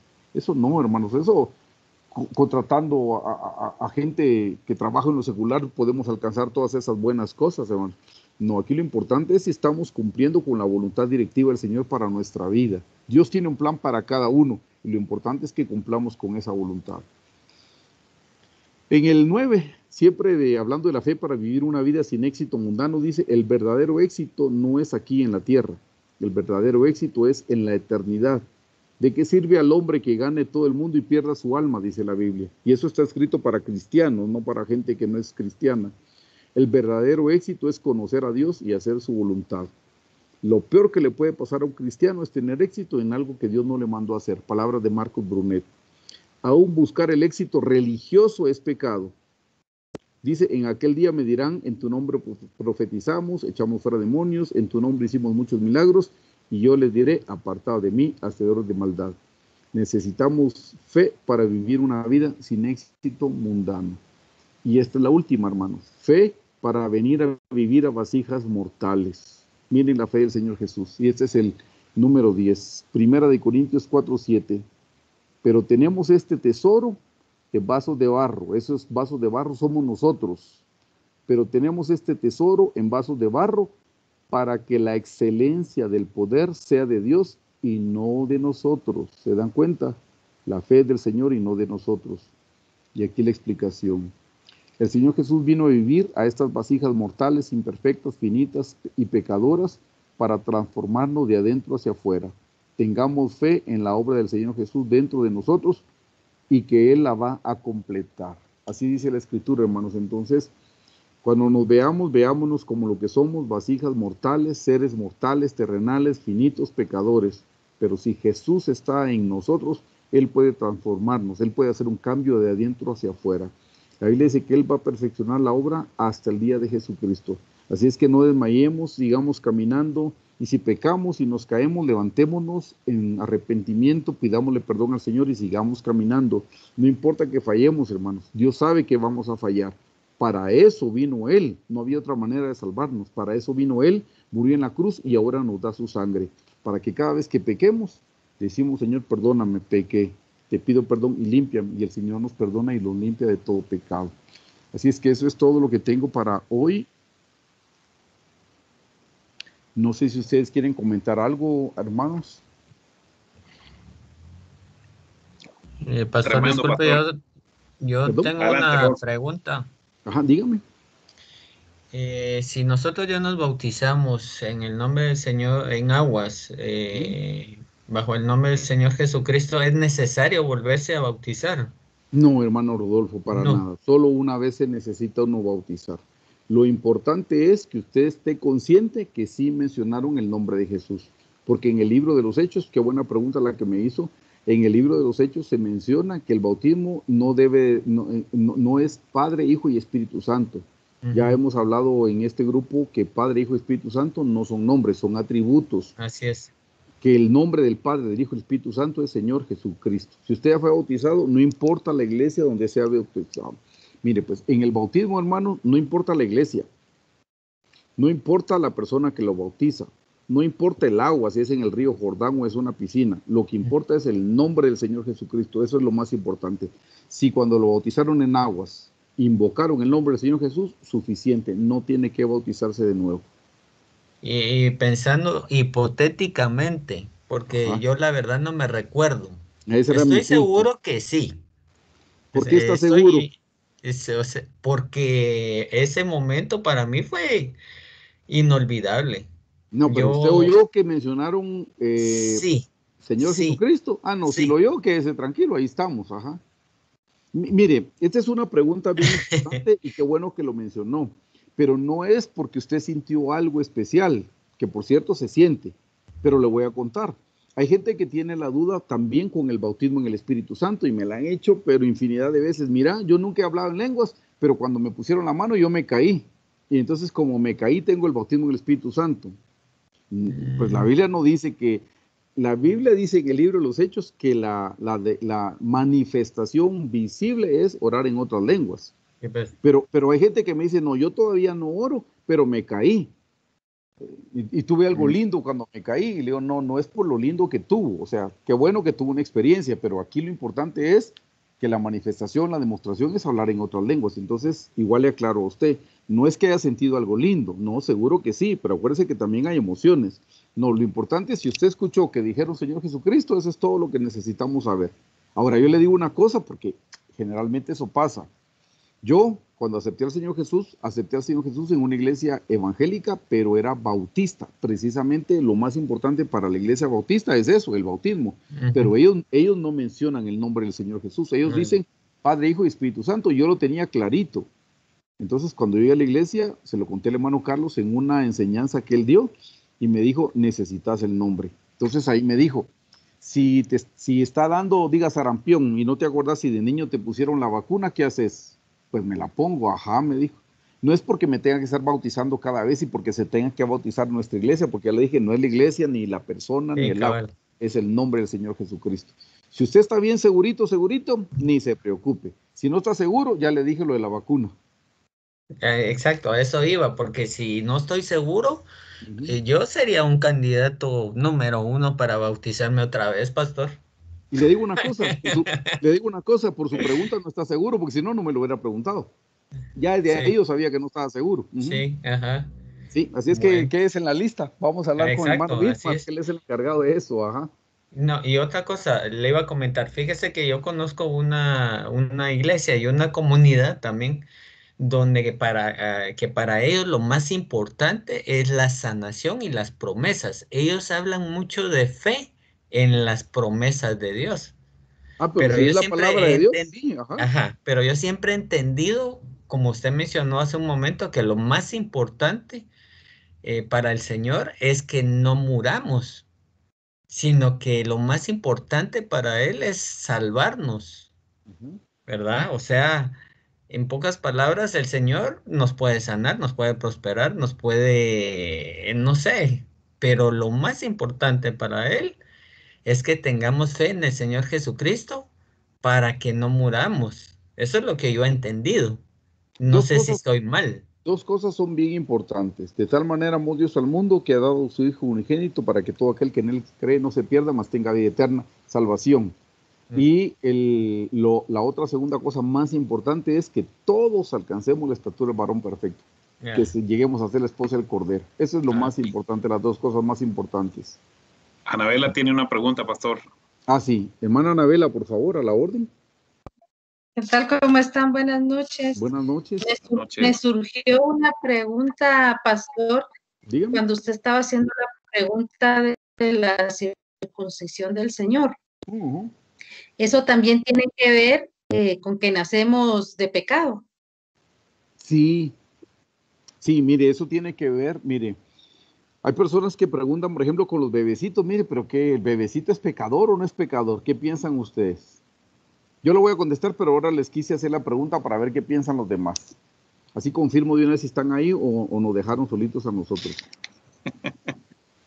¿Qué piensan los demás? ¿Los bebecitos tienen pecado o no tienen pecado? Yo iba a hablar, pero como me están silenciando mi micrófono. No, no sé. No, pero si quiere démosle oportunidad a alguien más, porque por lo menos ya con usted confirmé que sí está aquí con nosotros.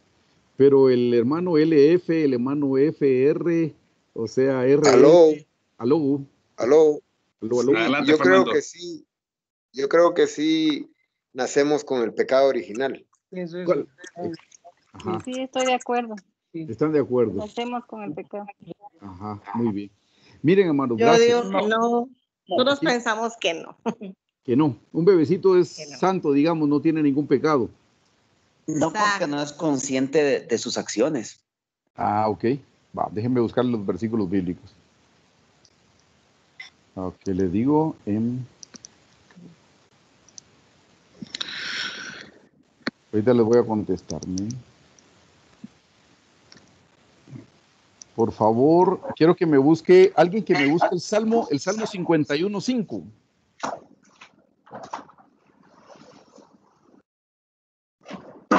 Yo lo busco, pastor. Gracias, muy amable. Ya estaba extrañando su voz. Salmo 51:5.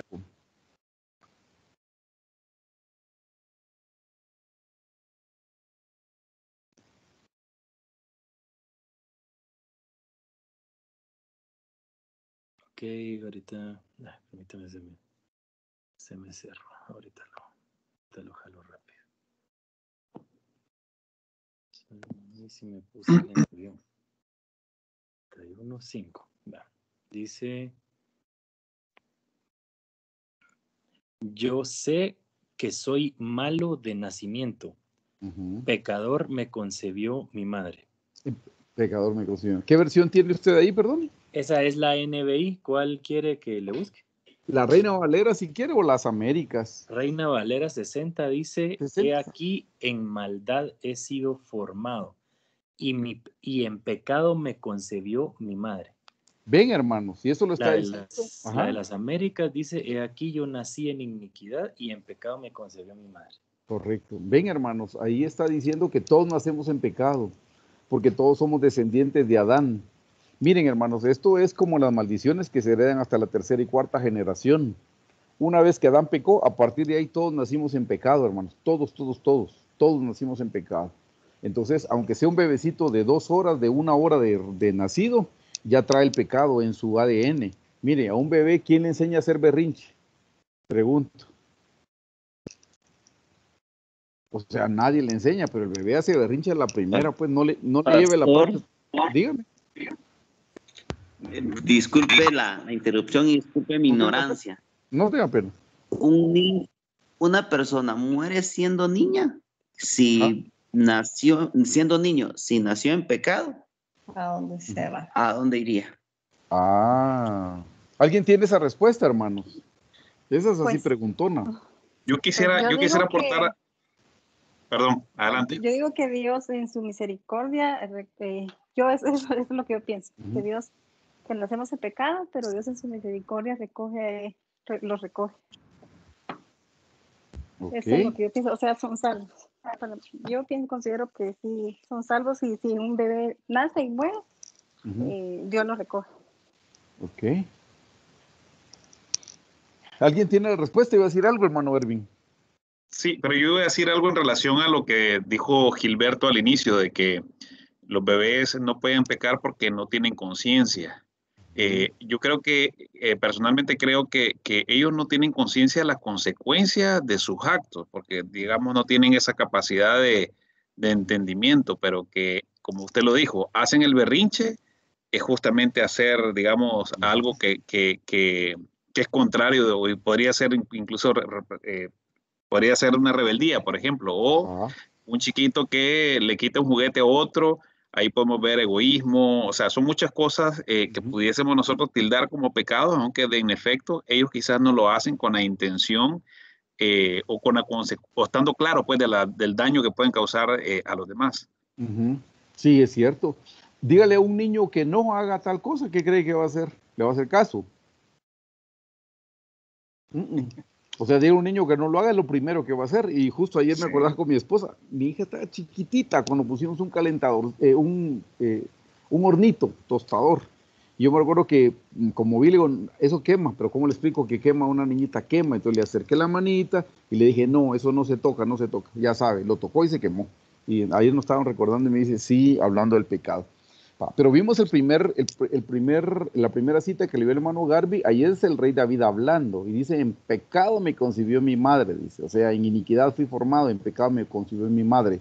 Por favor, a los hermanos González, y me pueden buscar Isaías 53:6.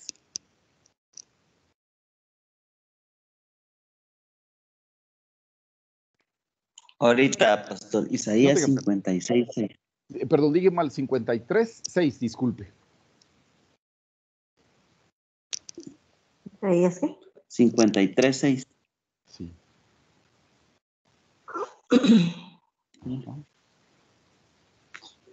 Dice, ¿en qué traducción, pastor?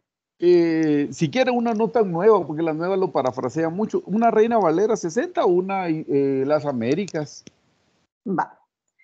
Esta es Reina Valera 60. Dice, todos nosotros nos descarriamos como ovejas, cada cual se apartó por su camino, mas Jehová cargó en él el pecado de todos nosotros. Correcto. Mire, aquí dice, todos nos descarriamos como ovejas.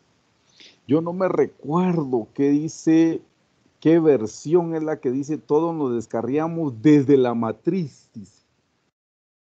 Hay una versión, pero no la recuerdo ahora. Le abrí la concordancia de Strong porque pensé que era la concordancia, pero hay una que dice, todos nos descarriamos desde la matriz. Pero no la encuentro. Pero no, todos nacemos en pecado porque eso es una herencia. Mire, las maldiciones se heredan y las bendiciones se heredan. ¿Se recuerda cuando a Israel le dieron a escoger? Le dijo, escoge la mano derecha para que vivas tú y tu descendencia. Hermanos, las elecciones que nosotros hacemos aquí en la tierra nos afectan a nosotros y les afectan a nuestros hijos también. Y como Adán y Eva pecaron, todos nacimos en pecado. Nosotros ya traemos el pecado en el corazón y el Señor lo sabe, hermanos. Por eso fue que la única manera fue que Él viniera a esta tierra a redimirnos. Ahora la pregunta linda que me hicieron, y es una buena pregunta, es, ¿y un bebecito se salva o no se salva? Pastor, perdón, la cita que era 53.6. Sí, correcto. ¿Usted tiene algo ahí, hermano Hogar? Pero es un versículo que dice, todos andábamos perdidos como ovejas, cada uno seguía su propio camino. Ah, sí, cómo no. Mire,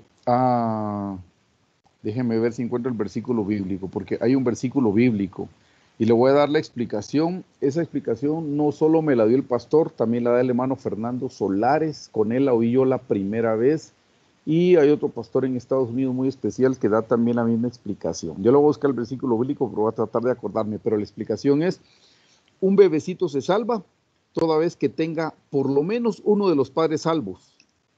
Si uno de los papás es salvo, el bebecito se salva. Si ni uno de los dos papás son salvos, el bebecito no se va a salvar. Y eso lo explicó el hermano Fernando Solares, hace como unos, no sé, como unos 30 años que yo lo oí. Y de ahí se lo oí al pastor Carlos y alguien más en Estados Unidos mencionó. Y hay versículo bíblico para eso, déjeme ver. Se salva. Porque son preguntas que tenemos que saber nosotros. Déjeme ver. Solo, perdón, pastor, ¿cómo dice lo que hay que buscar? Dice, creo que es 1 Timoteo 2:15, pero se salvará engendrando hijos y permanecer en la fe, el amor y la santidad. 1 Timoteo 2:15. Ahorita se la busco.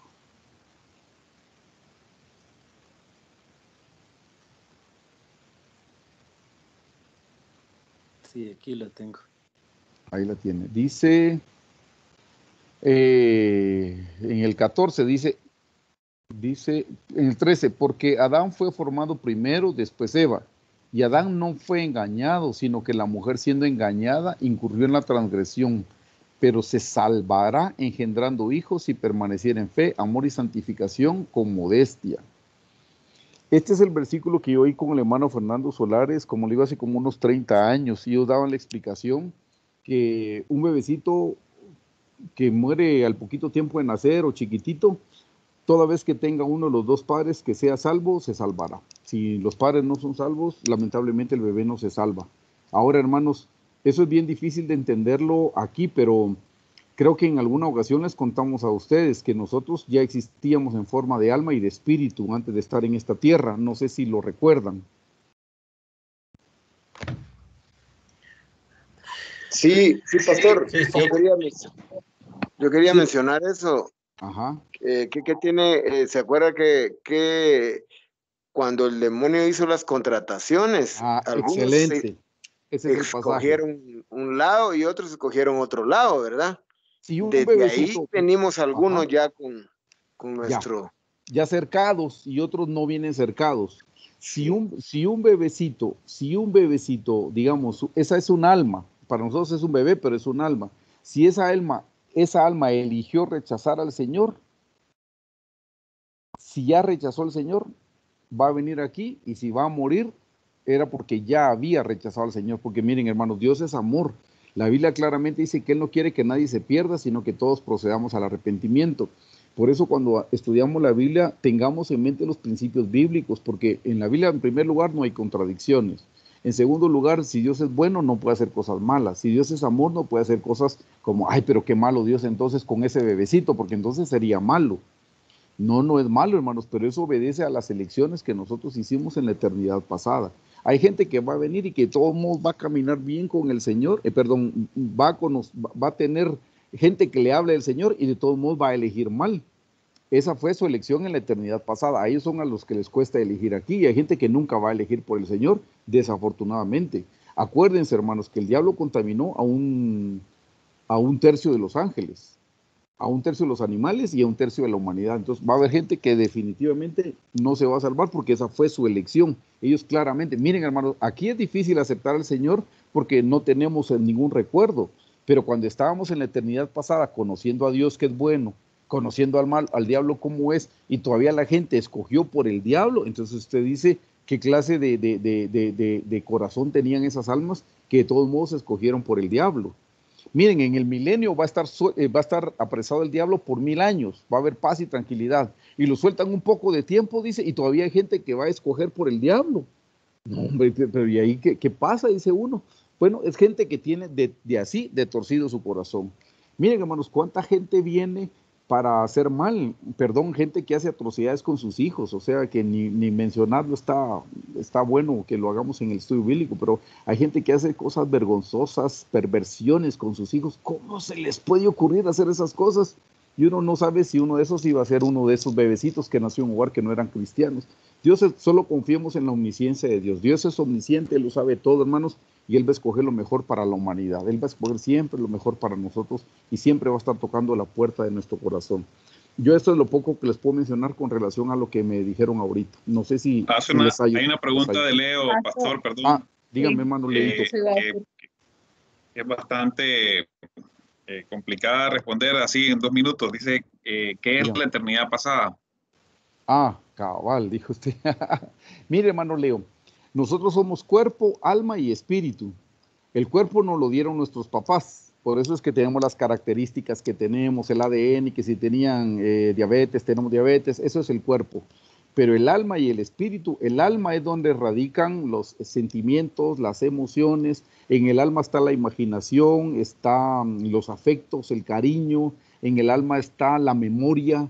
En el alma podemos ver muchísimas cosas. Eso lo puede encontrar en el pasaje, por tiempo no lo veo ahora, pero lo puede encontrar en el pasaje del hombre rico y Lázaro. Cuando ambos fueron y murieron, el alma de uno fue al seno de Abraham y el alma del otro se fue al infierno, y tuvieron una conversación. Hay gente que piensa que cuando se mueren ya nada se recuerda, que se le borra a uno todo, y ¿qué estoy haciendo aquí en este fuego tan fuerte, muchacha? O sea ¿y por qué vine a parar aquí? No, el castigo es saber por qué están en ese lugar. La gente que va al cielo va a saber por qué se fue al cielo, por haber recibido a Cristo, y la gente que se va al infierno es porque sabe que le dio la espalda al Señor, sabe que le tocó la puerta del corazón al Señor. Le recomiendo que lea ese pasaje. Puede buscar en YouTube el pasaje de Mary, el audio, algo de Mary Baxter, que es una mujer que el Señor la llevó varias veces al infierno, bueno, al cielo, pero al infierno también. Y ahí habían almas que cuando vieron a Jesús le decían, Señor Jesús, dame otra oportunidad y ahora sí te sirvo. Quiere decir que habían oído de él, pero que nunca lo quisieron recibir. Entonces le decimos eternidad pasada, hermano Leo, es a donde estuvo nuestra alma y nuestro espíritu antes de estar aquí en la tierra. Aquí en la tierra le llamamos tiempo presente, después de la tierra le llamaremos, después de que cuando muramos decimos eternidad futura, y antes de nacer es a lo que le llamamos eternidad pasada. Es bien difícil que se lo pueda explicar en poquitos minutos, pero es la manera como me podría dar yo a entender. Pero como le digo en el pasaje del hombre rico y Lázaro, podemos comprender que las almas eran las que se estaban hablando ahí. La Biblia claramente dice en Eclesiastés que cuando una persona muere, su cuerpo vuelve a Dios quien lo dio, el espíritu vuelve a, Su cuerpo vuelve al polvo de donde fue tomado, el espíritu vuelve a Dios quien lo dio, y el alma depende de la elección que haya hecho. Si eligió por Cristo, se va junto con el espíritu para el cielo. Si no eligió por Cristo, se va directamente al infierno, porque no quiso aceptar a Cristo. Ese es el único camino. Pero ¿sabe qué? Sí le voy a buscar el pasaje, porque no quiero dejarlo con esta duda. Gracias. El cuerpo vuelve. Por favor, si me quieren buscar Eclesiastés 12:7. Eclesiastés 12:7. ¿Alguien que me lo pueda leer?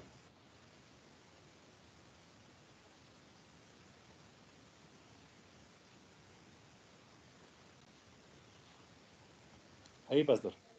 Por favor. Dice, y el polvo vuelva a la tierra como era, y el espíritu vuelva a Dios que lo dio. Correcto. Ven, hermanos, el polvo vuelve a la tierra de donde fue tomado, dice. O sea, el polvo, ¿a qué se refiere? Al cuerpo. Y el espíritu vuelve a Dios que lo dio. Hermanos, nosotros tenemos alma y espíritu. Les pregunto, hermanos, tenemos cuerpo, alma y espíritu. De esos tres elementos, si le podemos decir así, ¿qué es lo que se pierde o qué es lo que se gana? ¿El cuerpo, el alma o el espíritu? El alma, ¿no? El alma. Uno nunca dice vamos a ganar espíritus y menos decir vamos a ganar cuerpos. Nosotros decimos vamos a ganar almas, porque la que se pierde es el alma. El espíritu vuelve a Dios que lo dio, creyente o no creyente, cristiano o no cristiano. El cuerpo vuelve al polvo de donde fue tomado, cristiano o no cristiano. El alma dependiendo de la elección. Cristiano se fue al cielo. Y digo cristiano porque estoy en el entendido de que recibió a Cristo en su corazón, porque no son las religiones ni las iglesias las que salvan. Solo Cristo puede salvar al hombre. Si recibió a Jesús en su corazón, se va al cielo, y si no, se va al infierno. Pero acompáñenme, por favor, a Lucas 16:19. Se lo voy a leer para poder ampliar lo que le está diciendo el hermano Leo. Lucas 16:19 al 31.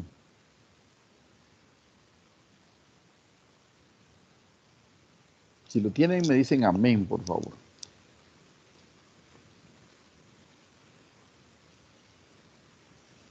Amén, pastor. Gracias. Se lo leo, hermanos. Dice, había un hombre rico que se vestía de púrpura y de lino fino y hacía cada día banquete con esplendidez. Perdón. Quiero que noten, menciona primero a un hombre rico. Si se vestía de púrpura, que es el color morado, eso quiere decir que él era como un rey o un príncipe, y de lino fino, y hacía cada día banquete con esplendidez. O sea, se puede imaginar cuánto dinero se necesita para hacer banquete todos los días. O sea, no es que su fiesta duraba 7 días, no, su fiesta duró toda su vida, toda su vida estaba en fiesta.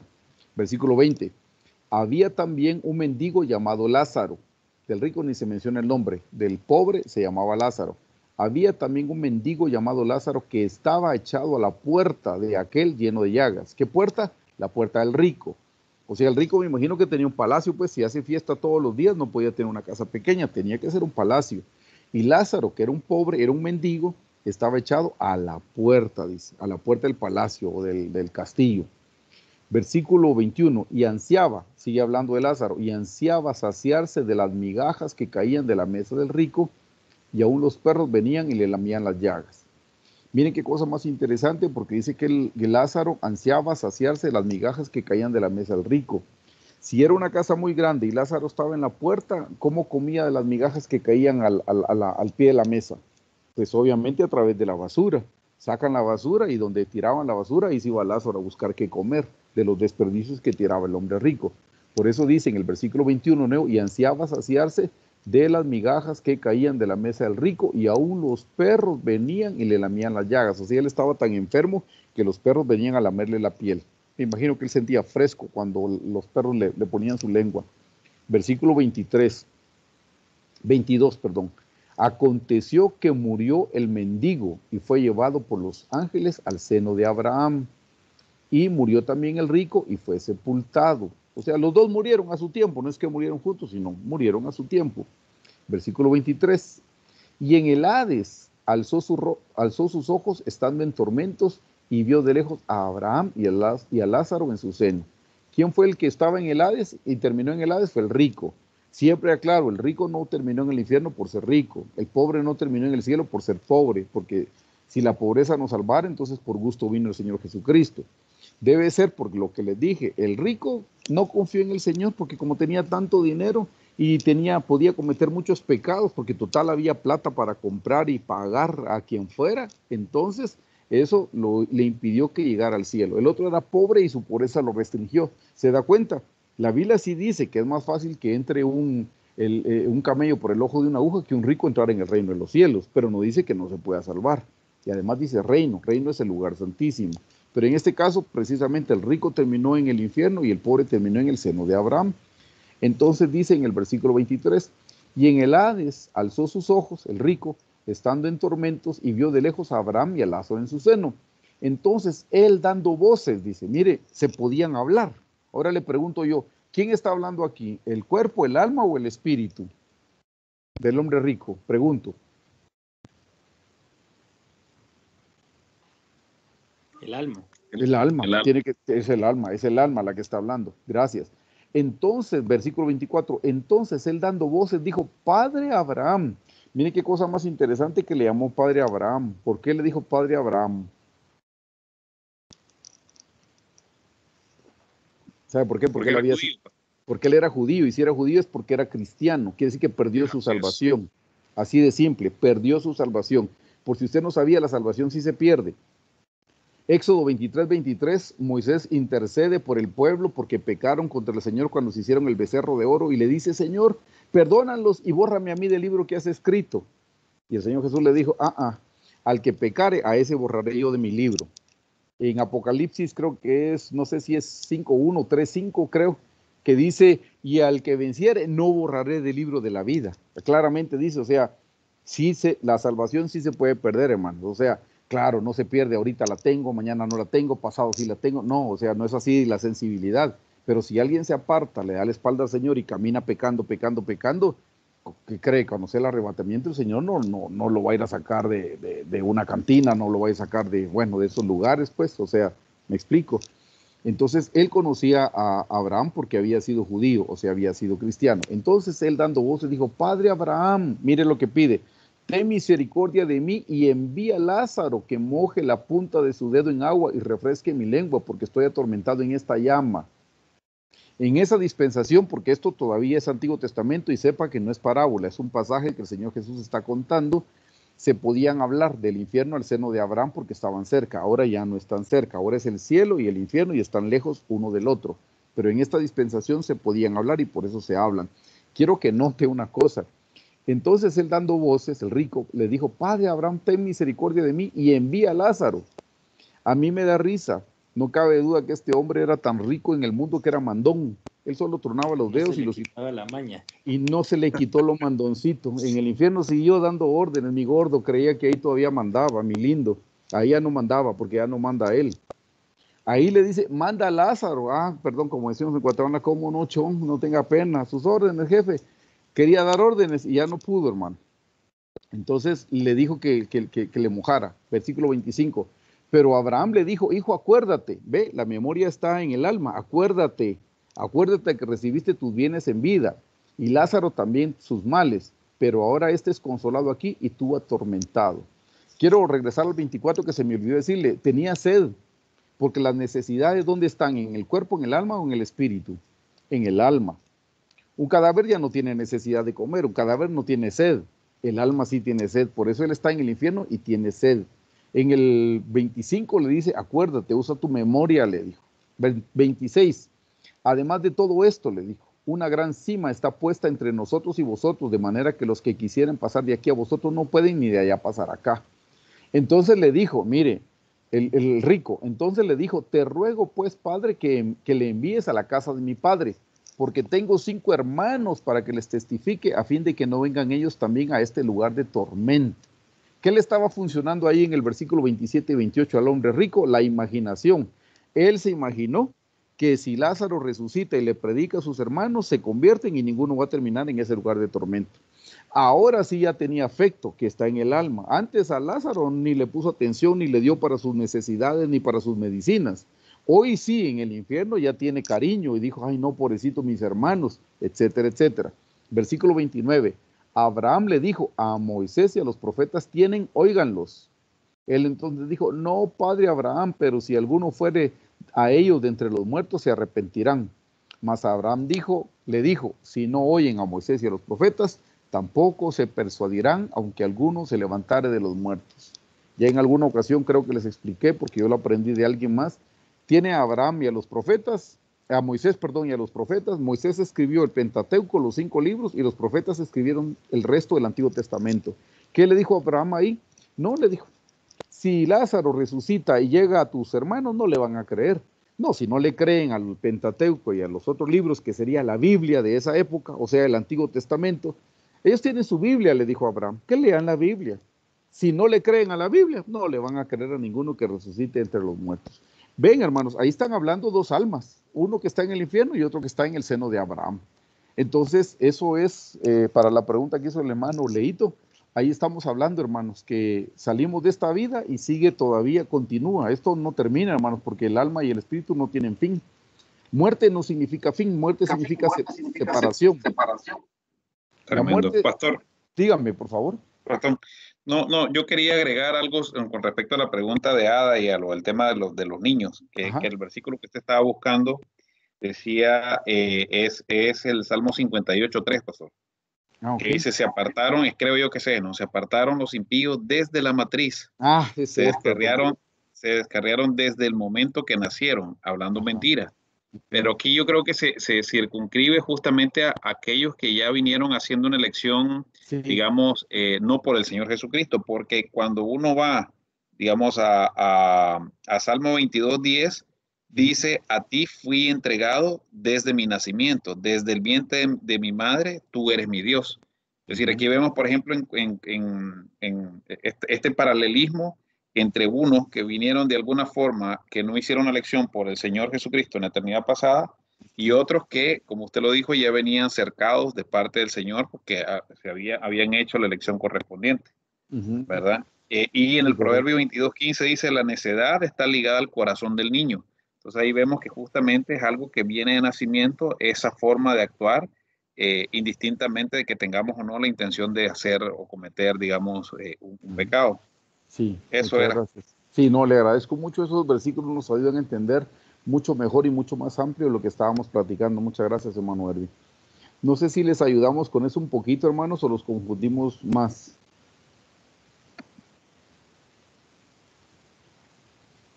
Sí, muchas gracias, pero sí me gustaría otra repetición.